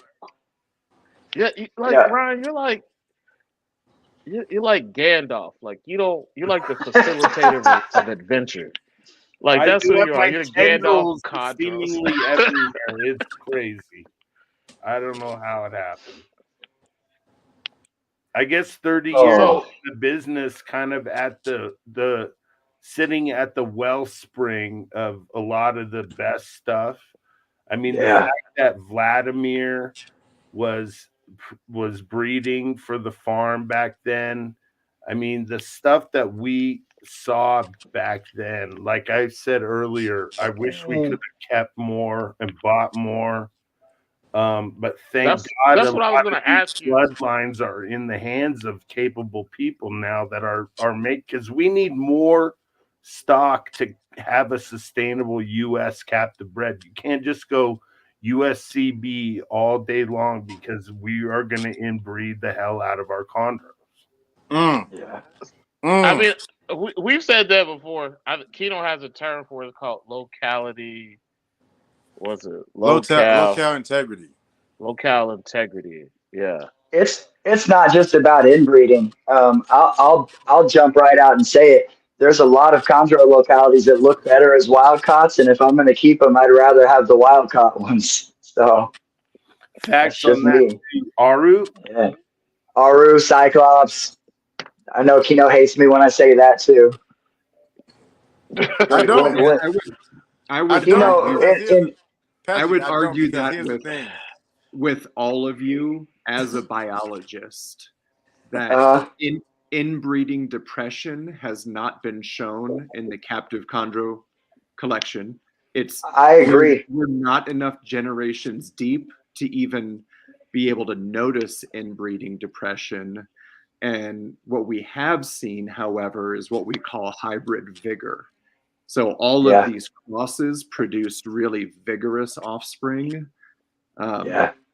because you're combining these different traits, and that's not because it lacks inbreeding depression. It's because of hybrid vigor. but I is that agree.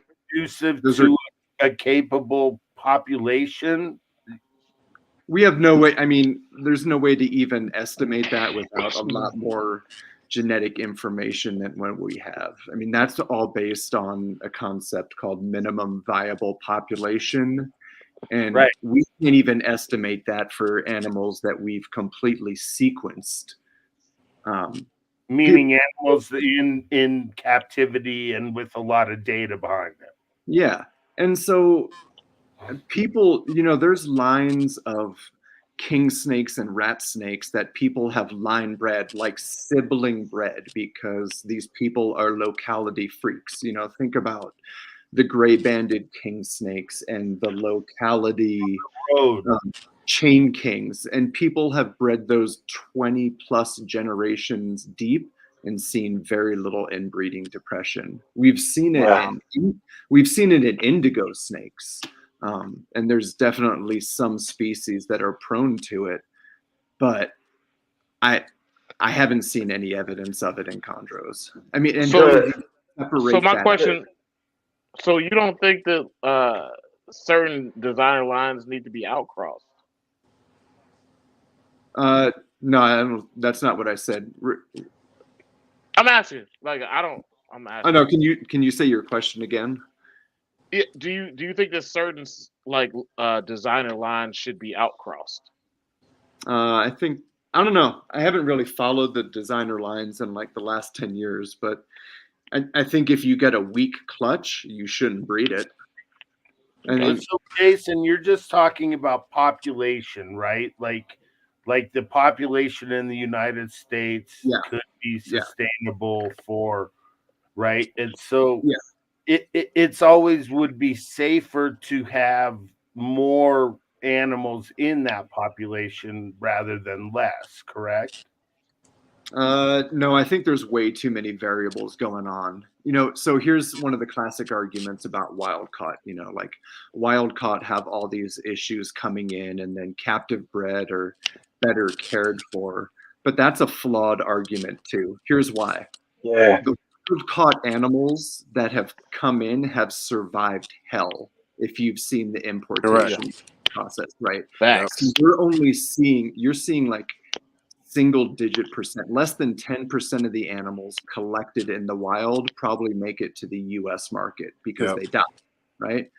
But then compare that to a U.S. captive bred animal that somebody is, air quote, you can't see my air quotes right now, sorry, but air quote is assist feeding to get started. True. So you're thinking you're buying a U.S. captive bred strong animal, but that little piece of shit's been getting assisted fed pinky heads for 6 months and is it's terrible genetics. and it's going to fail to thrive. But Right. just because someone slaps a US CB, they think it's going to have more vigor than a wild caught that might have a couple of nematodes in it.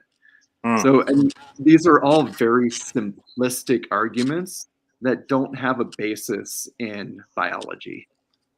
That's right. So Jason, That's right.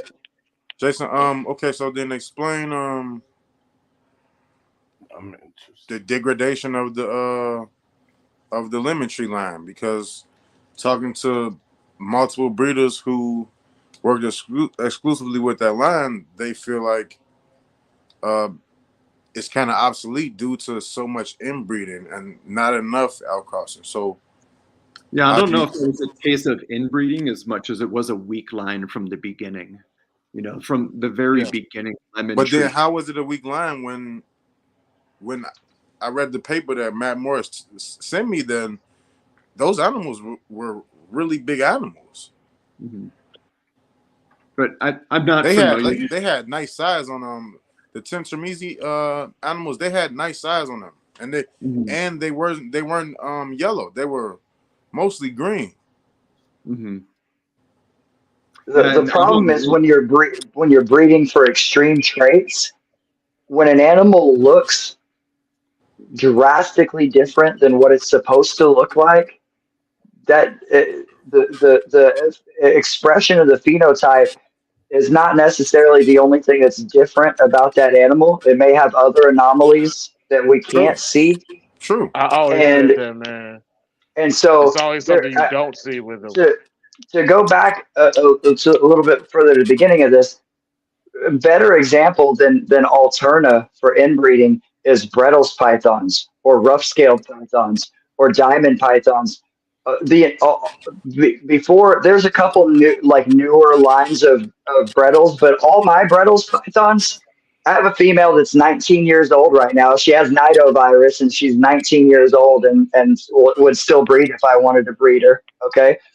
And they are from the Casey Lasik line. The Lasik Bredl's pythons are from an original founder stock of like 4 animals or something. And I'm still breeding those lines. My babies that I've got animals in the next room over that are 4 years old. They're from their father, bred to his mom, and they're fucking thriving, amazing, robust, badass animals that have been inbred for decades. Okay. Wow. And the same thing with rough scale pythons and so many other animals, especially Australian stuff, because the founder stock was either smuggled or came from, if it was a legit zoo channel, still a small number of animals. When you see issue, and there's such a thing as hybrid depression too. Hybrids don't always express hybrid vigor or any difference, and there's such a thing as hybrid depression too. But with green trees and a lot of other snakes, when we see what we call inbreeding, it's not from breeding siblings and parents and all that stuff. It's because we're inbreeding animals that already have some kind of weird trait like leucism or albinism or whatever. And then within those animals, we stop caring about how strong the babies are. Rob Worrell talks about this a lot. It's one of the only sensible things that ever comes out of that fucking dude's mouth. And man, can you let him live though? Just let him live. He got fast like So Rob. yeah, all day long I do. But Fuck. anyways, he's right. And look, and I'm guilty of it too. But he's right in that we tend to breed these animals just for color and not for vigor. And Jason just touched on that too. And look, I have only once, but I have assist fed an animal for 7 months one time, Damn. but the animal was always a very vigorous and robust animal from birth. And one day it flipped the switch and just started eating and never went back. And that animal is a thriving, large, robust adult now. But it's very obvious if you've done this a lot when an animal is weak from the beginning. And I have a friend who a couple of years ago bought a very expensive blue line animal that was 9 months old and it weighed 17 grams and he paid several $1,000s for this snake. Yeah. What? So Yeah. yeah, and so when we're breeding for those extreme traits and we're breeding any animal that we can raise up and force to stay alive from that bloodline, and we're doing that for generations, that's where these problems are coming from. It's not from breeding siblings or parents to children or any of that. That's just inbreeding in snakes genetically is not a thing. There's snakes inbreed in the wild. They live in small pockets of population where they're all related. That's what it is. Wow, that's really smart way to look at it. Wow. I got I want to know if Jason disagrees with any of that. No, I think you said it great. Yeah, and So- I think I don't specifically know the lemon tree line. I just know its reputation. And even back in the day, the reputation of lemon tree was, they failed to thrive. That's what I had heard too, that they were almost always tiny little like 7-gram babies that were required to be assist fed for the first 9 months. I gotta send y'all the information that Matt Morris sent me. Yeah, and Matt would know. And Yeah. Because he sent me like it's a full paper on it. I'll send it to you. It's a dossier. So this animal has lemon tree on both sides of the pedigree, and this animal's paternal great grandparents were sibling lemon tree animals that the Stewarts bred. Nice little blaze. That's beautiful. Yeah, My God. yeah, and there are a couple of problem animals in this clutch. No, only one problem feeder, and then one that's just a little on. I wouldn't call it a problem at all. It eats like crazy. It's just a little small, and then one that doesn't want to feed. But all but one of these ate on the first try, and they're all robust and growing. But they've been heavily outcrossed. There's a whole lot of different genetics in here. But the Jason, lemon I tree tell you line this. is still around. I tell you this, Jason. Them numbers that arfak female gave you after that first clutch, I don't think you're gonna get them at numbers like that from sibling parents. from sibling parents. Yep. Or related parents, I don't think you're gonna get those 27, 28 numbers that you were getting after the first parent. Mm-hmm. Why don't you think that? I think genetically when you put No, man, anything, you're on the wrong line here. huh? Let me help you out as your friend. I don't think this because there's probably sibling pairings that have had 28 babies for sure. I haven't seen any of them, and I read a lot about green trees. Well, I think part of it's things have changed a little bit. Patrick's the resident historian, but Patrick, you seen Well, any I'm gonna- sibling parents that have Here's the 20, thing. 30 eggs like that? Like Forget the sibling thing. Name one other female, wild claims from Rob Worrell aside. Name one other female of any type, from siblings, any type, that laid 6 consecutive clutches like that, and the 4 middle ones were large clutches. They were all 20 plus egg clutches. You just can't find another chondro period that was putting out numbers like that consecutively. Ever. That animal, that animal is very special. That's never my happened best- ever, Patrick. No, I'm not saying it hasn't ever happened. I'm saying you have a hard time digging that up, finding another one.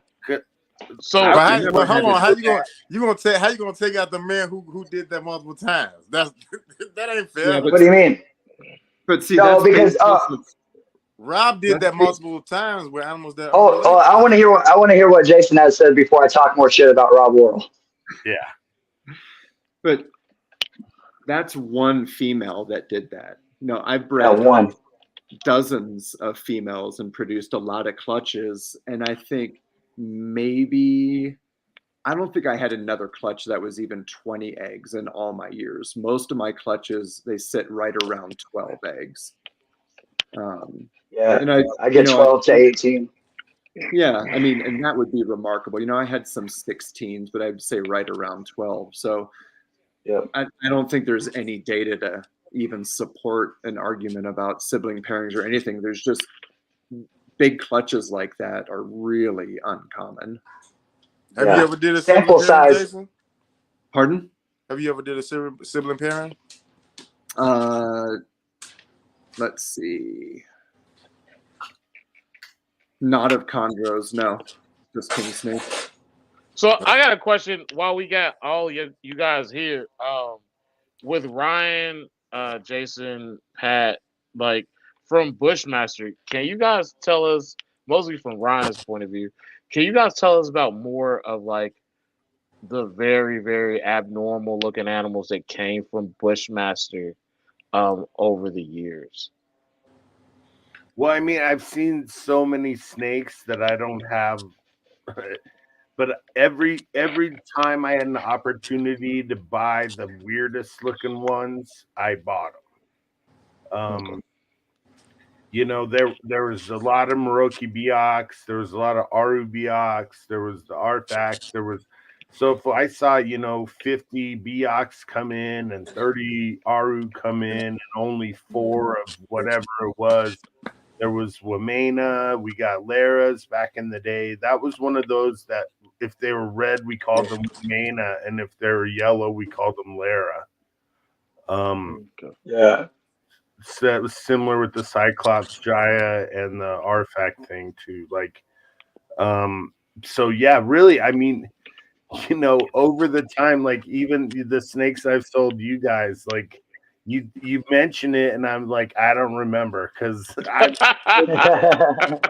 snakes, like honestly, I have trouble just remembering the ones that are in the basement that I'm keeping up on. You've seen a lot of snakes though, right? A lot, like maybe 10,000. I don't know. Like it's a lot. So, I mean, I was adding it up. It was like 28 years there.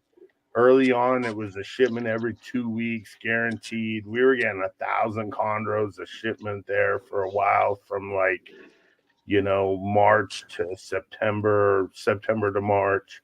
So yeah, I've seen a ton of stuff. Like I said, I wish I could have really gone back. We saw a bunch of Kofiao. We saw a bunch of stuff that you just don't see anymore. The Wamenas, the Kofiaos. I can tell you a lot of the crazy stuff we saw turned green. A lot. He said no different than the designers. Yeah. Yeah. And a lot of the crazy stuff would get handpicked and sent to certain people. Like Cam would handpick stuff and it went to Rico. And I remember we would, I got to handpick a cup maybe twice when stuff came in, and I knew that there was some special clutches. And I don't think I had one out of all those animals. I had one that turned into something remarkable. Which one was that? It was Kalena, the Arubiak. Yeah, the one that was just crazy turquoise She looking. was insane. That was a one of a kind snake. Yeah. Never seen another one like that. She was Patrick, that's a thermos? unbelievable. You using a thermos? Yeah. Yeah, with Yeah, hot that's water. with the hot water. You fucking badass, dude. I use an electric tea kettle. I use a bottle warmer. So there was a Yeah, I question. boil. Oh, go ahead, from, Jason. There's a question in the comments from Snake Spirit asking about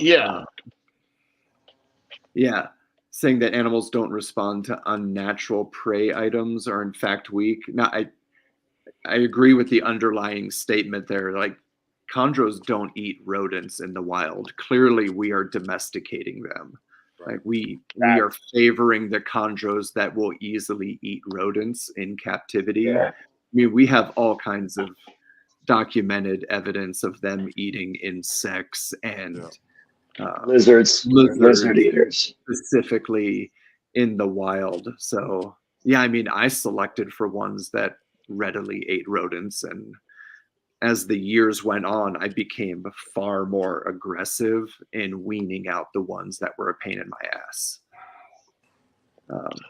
So yeah, Jason, that's also that's why I don't take. You say that so professionally, Jason. Yeah, they're just easier to keep in captivity when they eat rodents. So that's captivity is not why I don't mind assist feeding. I don't think that's why I don't have a problem with assist feeding, because we're, like you just said, we're trying to and like Chris said, we're trying to force them to eat something that's not natural. Baby chondros eat skinks in the wild. They shift to rats at some point, but when they're babies, they're opportunistic, but they're lizard eaters. And I don't mind assist feeding if they start thriving, but when you're assist feeding and you see them wasting, regardless, that's when it's time to throw them in with the blackhead or the indigo. Yeah. Hey, Jason, do you want to go over some of your pictures, man? What's that? Do you guys, because there's some pictures for Ryan too. Do you guys want to go over your pictures at all? What do you mean? I barely know what the F I'm doing right now, and I have to Keno sent me pictures. He sent their pictures for Jason and Ryan. I sent you some. Like, there's a couple. Yeah. Well, I sent him some. I hope he's using the ones I sent. That was a snake I got from Bushmaster. I ended up selling it. The black went away. Where's that picture of me that's blonde, dude, working at Bushmaster 25 years ago? He didn't send me that one. Hold on. No, dude. Late today. Didn't do one thing with the pictures I sent. Yeah, why didn't you send me that picture? Why did you send me Slim Shady Ryan? God damn it! It was Slim Shady working at Bushmaster, dude. I'm finna go send it to you. I'll be right back. That's picture to put up. Well, Jason, I got a question for you, man, about like the biodiversity. Well, not biodiversity, but just the diversity of chondro genes. Period. When it comes to all of them, like, what do you see the status of currently with all of them, from designers to localities to crosses? Do you think that we have a good stock of animals that we can play with, or is the idea that we may not get any more imports for a while, is that going to negatively impact the chondro hobby in general? I think the only impact is going to be on the chondro market. I don't think there's going to be any impact on the chondro biology. I just don't see any evidence to support that conclusion. Like I haven't seen, like inbreeding depression problems. I mean, there's guys that have been, have closed collections for 20 years. And they're not reporting like, oh, I needed to outcross it in order to maintain vigor. I haven't seen that at all. It's the only thing I've heard is the anecdotal argument that we need to maintain imports for genetic diversity. But there's no biological justification for that argument. I think that the U.S. captive collection is plenty big enough. Especially if people start actually mixing collections responsibly, there's enough diversity to last for 1,000 years. Okay. But once again, nobody is actually doing the genetic work So to figure that out. what you're saying is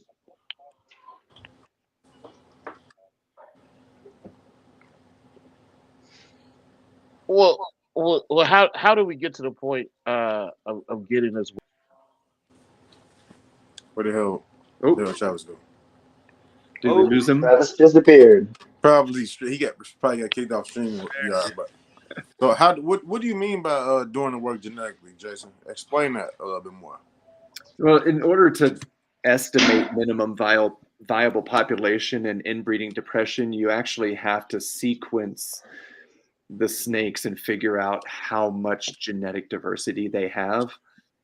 And that's expensive and time consuming, and I don't see anybody pulling out a few $100,000 to figure that out.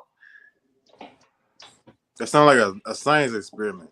Yeah, a really expensive one. We do it for endangered species when there's a ton of funding for it. We've done it for like black-footed ferrets, and we've done it for things that we only have, like leopards and jaguars and cheetahs. We've done it there, but that's because the general public cares about those species. The general public doesn't care about the genetic diversity of captive green tree pythons. That's only our little weird ass community. Yeah. One weirdo scientist, dude. Yeah. There's nobody listening to the show that's writing a grant to NIH to try to fund sequencing of GTPs. Daniel did some really good work. It's probably somebody watching and claiming to do that though. Yeah.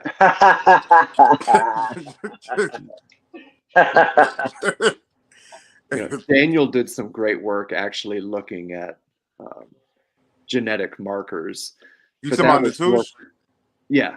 Yeah, he did. And that's but that was more for ecological terms to delineate species and see how different they were. That didn't really tell us, that didn't give any markers for how much genetic diversity is even in the wild population. Nah, it just basically it just opened up. Ass What'd you say, Brandon? All it did was make my old ass confused because I don't know the species. Patrick's over here. Then we got the subspecies. I'm like, they're Morelli. They're Chondro python viridis to me. Like, yeah, that's right. Yeah. Yeah. No, all it did was give Ryan Young more cannon fodder to talk shit about hybrid breeders. He bought a lot of snakes from me too. There we go. Yeah. Okay. Bushmaster, dude. You look like 96. Yeah. I didn't do heroin, I promise. You said you didn't do heroin? Is that what you said? I don't know, but this picture is just. I'm skinny as fuck, dude. Brother, you was in No Doubt. You was in a No Doubt band. It's like hairspray. I was in a band and I played bass, so that's funny. But I'm filling up water bowls over there. Yeah, there we go. Yeah. That's a Pituophis, I think. No, that's I think it's a Crebo. Is that a Crebo? Yeah, it's a Crebo. Yeah, it's a yellowtail. Yeah. On my neck. He's cutting my head off. Yeah, that's a Bushmaster. Awesome. Well, we got another one. That's the Tinder pick. Sweetie, right? That is on my Tinder. That's all. Yeah, right. If you don't like snakes, fuck her. Is that the one that is that the one that I sent over there, Ryan? I think so. I think Look it like it. is. Picture's Yeah, familiar. I don't have It any look left. it looked like That's an good artifact. stuff. It does. It looks like it's right off the mountain with that special look. Ooh, that's pretty. Nice. What is this? Jason, what is this animal? Is that a Kofi Albiak? Yeah. Yeah, that was Ooh. one of Alabama's babies. Oh, nice. That was actually, I'm pretty sure that was Alabama by SH05191. Nice. Yeah. That's a 05188 clutch mate. Yeah, 91. Damn. 191 was the clutch mate to 188. Yeah. So I'm pretty sure that's a 191 baby. But that yellow Yep. one, I'm pretty sure hung itself in the cage. Wow. Like a so I had Shawshank? We're in full Shawshank? yeah. So where the electric cord comes in for the heat panel, Mm-hmm. it's squeezed in between that electric cord, which I had basically screwed down so it couldn't do that, but it got stuck and strangled itself. Yeah, Kofi Albiak was here. Couldn't deal with life's problems anymore. That's terrible, bro. That's terrible. Damn. That's a beauty. Yeah. That looks like a Bannon kid. My Shout out to favorite Brandon. pictures are actually not the ones from the first Bannon arfak, but the second Bannon arfak clutch. Yeah, Those neonate pictures were ridiculous, man. Yeah. Man. There she is. Jason produced so many good animals. Like, it's underrated, the quality, the dedication he put in. This is a beautiful artifact right here. I think guys like taking it up. Shut up. I think guys like Patrick I just read what to say at the top of the page range. right there. That's all. I'm trying to send out my flowers, damn it. Hey, Jason, can I ask you a question? Like, how many animals do you have right now that are, possibly however you classified artifact at this point in time? You ready for the big reveal? Yes. I currently have 0 green tree pythons. No. Yeah. I just lost my last one, which was arfak line cross to little bird. So I lost my last one this spring. So What happened? Nido. Oh man, I'm sorry to hear that, Feel Jason. a little freedom, like that last old dog. Yeah. Before you know you're not getting any more kind of thing. So when I found Nido I found Nido in my collection. Oh, I don't remember how long it was ago. I posted on all the forums. Was like, "Yep, I've got Nido." Yeah, I saw it. I remember it. Yeah, I closed my collection, and I basically just maintained everybody I had. And as soon as an animal would become symptomatic, I euthanized it. But I just assumed That's crazy, Jason. Because, man, just like within the last 7 years, man, you had people doing the complete opposite. Instead of just closing it and dealing with it internally, man, you had people selling their collections and claiming to not know that and passing that problem off to other people. Yeah, that's commendable of you for you to do that.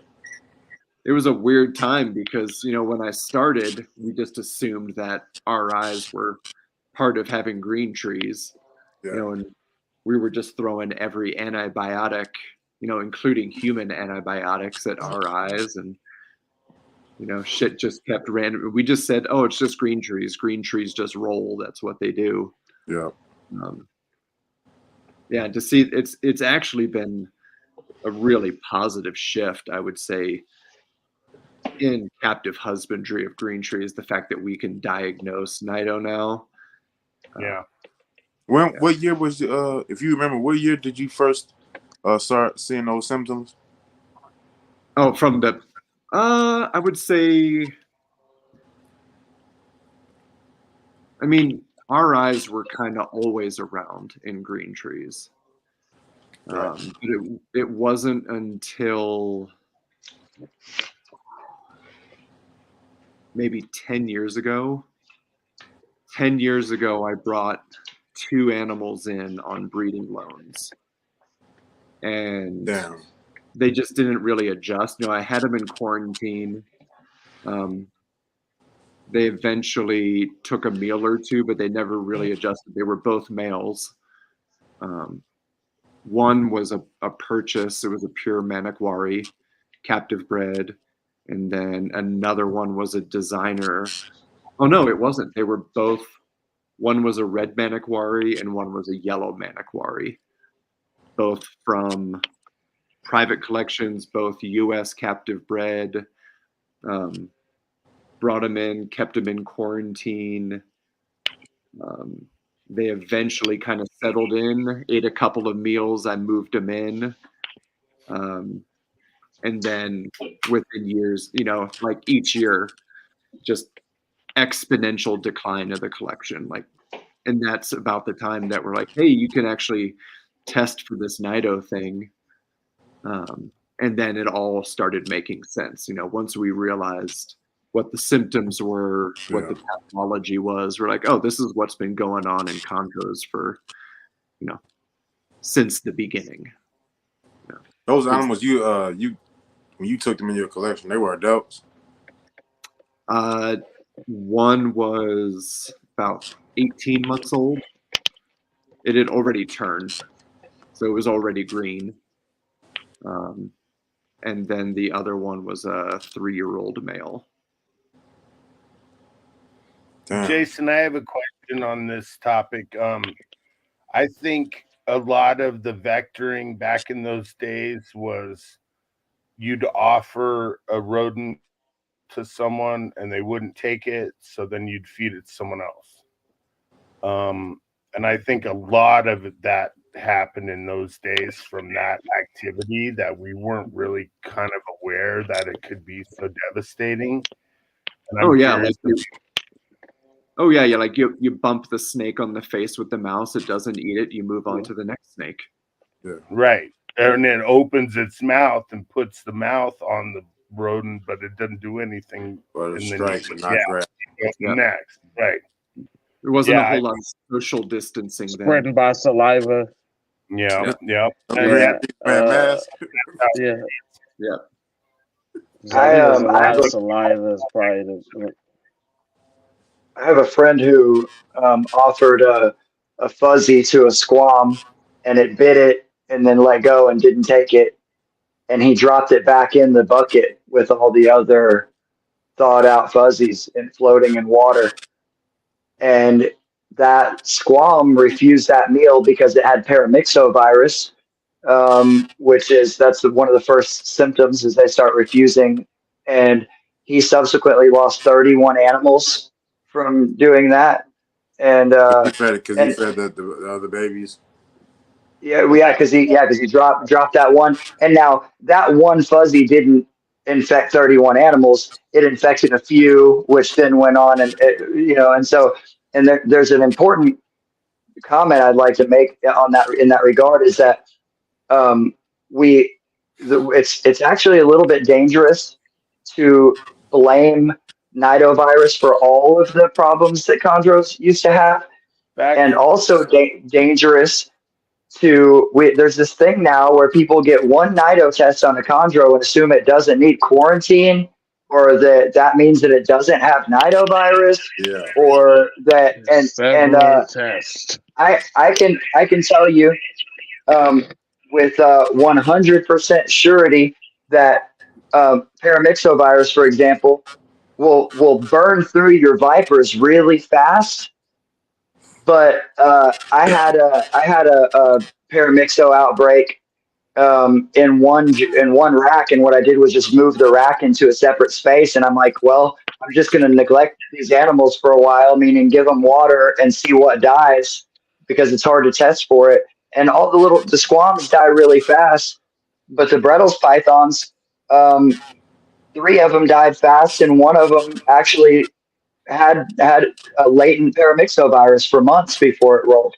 So, and that's something that's just mild RI symptoms. They refuse a couple meals and they roll over. There are there's bacterial infections that are like random and shit that we can't have a hard time testing for. I know somebody who very recently lost almost his entire collection in a matter of 2 weeks to some kind of crazy bacterial thing. These are all nido negative animals. Nidovirus is not the only thing that kills chondros. One You nido mean test does not airborne, mean you. Patrick? You mean Yeah, airborne? no. A I don't know. bacterial airborne? That's not right. I've never seen any evidence that any of this stuff is legitimately airborne, but some of them are more readily communicable than others. With nidovirus, it is like you said, it's like a food item that you offer to one and fed to another. It is water Big on bowls purposes. and feeding tongs. Yeah, I have before I was testing paired snakes that one had nido and the other one didn't, and it doesn't even pass when they're breeding. Like contact doesn't necessarily mean anything. Yeah, exactly. It's saliva that's getting on water bowls, and yeah, so you're running through with your hand, changing water bowls, running through using the same feeding tongs for every animal. That's how a lot of this stuff passes. And I just wanted to say that I really need to get off of here because I should have been in bed already. But I wanted to say that because it's important that we don't just blame Nido for everything or assume that a clean Nido test means that you can skip quarantine. You gotta quarantine your shit, man. This is why you should pay attention to your high school biology teacher. So you Mr. Stevens. Goddamn right. My high school biology teacher was always drunk, though. It's because he had to deal with your ass. That is goddamn right. Hey, I still have to go over to the snake house and tease feed some baby vipers over on that side too. So I'm gonna bail, but I love you guys, all of you. I can't wait to go back to Colorado and hang out with you two again. And I know I'll see both of you motherfuckers on the other side of the color spectrum in Texas. Yeah, you'll see us, but we'll see you in 2 weeks. Hey, you got to come back in 2 weeks. Yeah, you need to remind me of that shit because I got to put that on my calendar. Is that 2 weeks from today? I'll send you. You sure about that? Yeah. Text me tomorrow. I'll get it on the calendar. All right. Hey Patrick, love you, man. You're the best. I love you too, brother. I look up to you a lot. Hey, Pat. We appreciate you always, brother. Arfak is real. Thanks. Yo, you got Keto out here like Boulder from I'm trying X-Files to say serious shit here. Keno just ruining it. He's that classmate. No wonder. That's the third time. Keno, do you believe? Talk shit the whole time. Come on, Ryan. Patrick, Go ahead, Ryan. Tell us how much you love Patrick. What you've done. Tell us how much you love Patrick, Ryan. Go ahead. He's just not even fucking listening. Dude. It's your show, man. It's your show. No, go ahead, man. Tell us how much you love the little man, Patrick. Listen, you don't listen. Let Patrick live, man. Right here. I'm getting ready to peel my fucking shirt off in this motherfucker. Well, don't do that. Oh, man, it's going down. Oh, that way, like that. Look, this motherfucker right here is a boss. Yeah. So, y'all are bosses for me, so I there love you go. y'all. Yeah, man. Nah, but no. I can't wait to guys. Texas Twinkies with you in September. Ryan, what you said, man, we That's feel right. the same way. Ryan, Patrick know how much we feel about him, man. Yeah.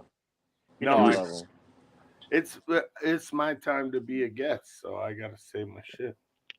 That's right. And we appreciate that too. That's right. We love that. We love everybody that come on this show, I, man. I appreciate you guys having me on so I can hang out with these two guys, man. Because we don't get to do it enough. So Told you got to stand in um, order, man. yeah, You got to yeah. stand in order, man. Coming when you Open want. invite. Yeah. All right, gentlemen. You guys have a All great right. night. All right, Pat. Peace out, Pat. Yeah. Mr. Stevens, before you leave, I got to ask you some more questions about genetics. Because you are the genetics guy that I've been searching for this entire time, and I didn't even know it. So how do you feel about red dominant animals when it comes to chondro? Chris, what is you on, man? Chris. I didn't even see Chris. I don't even know. One thing to remember.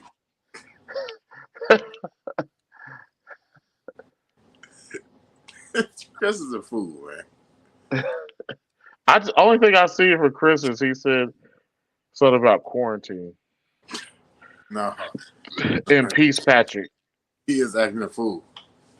I can't see nothing. Hey, but I'm glad we had this talk with Jason, right? From the biology standpoint, man. Jason, can you still hear us? Oh yeah.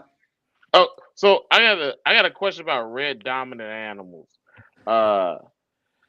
In chondros, like how often is that really the case? Like how often are red dominant animals really a sure thing? I don't know. I haven't seen anybody actually run the numbers. Yeah. Yeah, my background's in science, so until someone shows me a data set, I don't believe anecdotal evidence. And anecdote is a good place to start to Hey, make Jason, observations. just because you said that, I even have more respect for you now. Yeah. Because Yeah. people say that and they use it as a selling item, and they're just like, it's going to be red dominant. And just like, how do you know? How do you know that? Can't say anything about a baby, but when an animal like that arfak has 96 red babies, you can anecdotally say she's a red dominant. Yeah. Yeah, I think you can prove out red dominance for sure, right? But I don't think you can. How many numbers? Yeah, I mean, if you breed two red dom animals, I don't know. If I don't have data, I don't have an opinion. Wouldn't it be thousands, babe? Yeah, like I can thousands? point to red dominant animals like the arfak female, but From a scientist standpoint, Jason, do you think that if you had a group of maybe less than 10 animals, do you think that would be enough information scientifically for you? No. Ah, okay. Not even. Yeah. I know where you're going with this, and stop it. Who? You.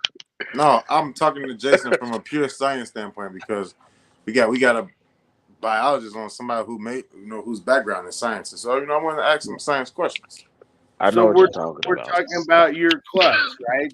Of the 9 red babies, right? No, we're talking about somebody else. Okay. Yeah, Take your glass off. I was Let me talking see your about eyes, Jason. Kino. Let me see what they look like. Look me Yeah, in but the even- eye. Which ones?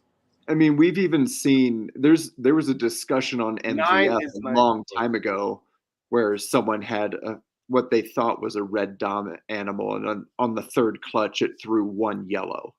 Mm. You know, so without What was that, like 30 babies or whatever? so without a good pedigree that you're keeping track of and a pretty good sample size, everything else is just marketing. People are just trying to sell shit. So now, how long have you been? How long have you had your background in science, Jason? I got my first undergrad in '97. Okay. So I have an undergrad in wildlife biology. I have an undergrad in evolutionary biology, and then I have a master's in evolution and conservation biology. Okay. The man. Some almost 30 years of experience. Something like that, but mostly I ain't mean to date you. My bad, Jason. My bad. No, but and I still don't call myself a scientist. I'm in the science community, but I don't do science. I teach science. I go out and I do field work and collect data for other people, but I'm not actually designing, field experiments. I'm not doing the statistical work. I teach kids how to do that, but there's a big difference between understanding science and doing science. I mean, we all do science a little bit every day, right? Yeah. We test our ideas and shit like that, but to actually do a scientific inquiry experiment, that's a big fucking deal. I mean, not even just working on a meth little lab. bit of that is going around right now. People claiming to be scientists. Please don't. We're gonna get them What type of sued. science thoughts you have, Ryan? Yeah, okay. Please I let's went not do to this school. science thing. I have credits in aerospace engineering. So everybody's a scientist. No, I'm You not a a fucking scientist. scientist. Jason's That's a why I give scientist. steaks to scientists. Travis I is a never said I was scientist. a scientist. I'm not a scientist. Well, kind of data scientist, but not. See? I'm Anyway. surrounded by science right now. But okay, so this is a question from young Chris. With hybrid animals, genetically, species, can they always be clearly identified through testing as intergrades between two species or just outliers of one specific species? You use too many big words, and I've had 5 beers already. Stop it, Christopher Rice. I will tell your wife. Stop doing shit like that. That's Professor Rice, man. Let Jason answer that. We don't have those tests for chondros. I mean, maybe through Daniel's work, you could look at those microsatellites and look for the markers, but I don't think that data's out there. Not enough data. And what's your species definition? Are you just using the biological species concept? Because that doesn't really apply with green trees, which are in these, geographically isolated localities. They're more ecological species than they are biological species. They're able to interbreed. They have viable offspring, but in Papua New Guinea, clearly they're isolated and they don't naturally produce these intergrade. They just went and got chat. Listen, I don't want to keep you guys too much longer. Jason and Ryan. Yeah, I got to teach in Hey Chris, hours. to answer that in short, we got to look at the science on that. We got to check the scientific facts on that and get back to you. Okay. Do a part 2, baby. You show up. Jason, you are the geneticist that I've been looking for. Tell me about it. Tell me about it. Seriously. Jason, I hope you come back more.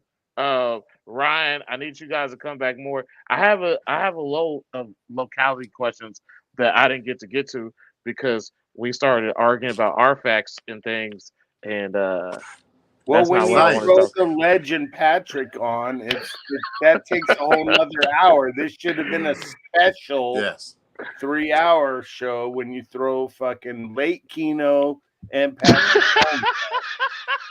Listen, late I agree with glasses, Keno. I'm gonna rip that motherfucker when I get off here. I'm gonna send some bad shoes, like fucking You beg me to come on the show. This is my first thing, and that's your professionalism right here. Come on, dude. He was 40 minutes late. Together, got my background together. You show up late with the baby or anything, you drop your phone, you got your fucking glasses on. I love you, man. Come on, dude. Get those shit together. Hey, look, in my fairness, you should have had your ass on 8 months ago when I asked you when my son wasn't playing. My son wasn't playing football. You know what I'm saying? And my son wasn't playing football. And I asked you 2 years ago. You know what I'm saying? Come on, we're gonna fight. Come on, Jason, I gotta get you and Ryan back soon. I know that you're leaving. Do a part 2 and be more serious. It's up to you guys. Like when I can get it done. I love this, and we'll talk about it. I'm probably an idiot, but it was. No, man, listen. This is one of my favorite episodes ever. I appreciate both you guys. And I do too. You guys got Jason, anything I you guys want appreciate to you. say? I appreciate you. Go ahead. Go ahead, Jason. No, I just want to give Jason and Ryan the opportunity if they had anything else they want to say before we close it out. Nope. Thanks for having us on. It was a good time. It was great seeing everybody, meeting you guys. Thanks. We want to get you back, Jason. Will you come back? Yeah. Anytime. With the camera. I want to say one last word, dude. Jason, thank you. Yes. Yeah. I love you, man. Like, he put me on the map, seriously. Like, that. No one might have known who I was without that, man. So. I'm going to cry. Well, they tried to do that to me earlier. So we can all cry. It's 2024. Men can cry in public, right? Yeah, I cry a lot. So let's do it. All right, love you all. Now before before you get up here, I want to give y'all flowers too. Jason, I want to give you your flowers too, man, for that JEMS line, creating what the arfak line. I'm gonna keep running with it. You seen Coming to America? You seen Coming to America? Look, his mama called him Clay. So I'm gonna call him Clay. Yeah, all right.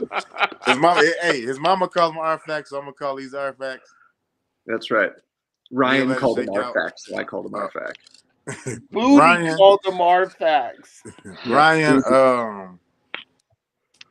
I don't even think we got enough time for me to truly, you know what I'm saying, explain how, you know, what you mean to me and my collection, man, and if anybody know, you know. And shit, I love you, brother. A lot of these animals, man, 90% of these animals I wouldn't have without you. So what you did for me, I don't know if I could ever be able to thank you for that. You know, you'll always be my big brother, and I love you, and I always appreciate you for what you did for me, man. Seriously. I love you too, man. Seriously, man. Dear brother. Now that's real talk. That's real talk. Ryan is my dog. That's my ace, man. Anybody ever say something bad about Ryan, you gotta see me. Yeah, same, dude. Fucking, they don't want to meet us together. It's gonna be a problem. I'm not letting Ryan. Well, I don't know because Ryan, I met dying. you. Ryan, you gonna be resting on my damn shoulder with your tall ass. Dude, me and him together though, fucking like back to 7 back, feet tall. we take on 20 fools. Well, yeah, we definitely will. Yeah, I just figured just Ryan being like the giant from 300. They just give him one sword and he just cuts everybody in half. This has been, you know, this has been y'all are wonderful. welcome in Colorado anytime for some biscuits and gravy. I'm coming over tomorrow. I mean, listen, I want some of that elk. He said, I want some of that elk. Have you prepared that elk? I want some of that. I want some elk. Keno is a purveyor of exotic meats. I got a freezer full. Come on out. No Diddy. I'm going over here, no Diddy. All right, man. Thank you. This has been this episode of Chondro Bar Room. We appreciate Jason Stevens, and we also appreciate Ryan Burke, who basically built our collections. We can't thank either one of these guys enough. Hey, both of us. Yeah, real We talk. can't thank either one of them enough. But that's it from the Chondro Bar Room, and you guys have a good night. That right there. That's the best importer in America. Right there.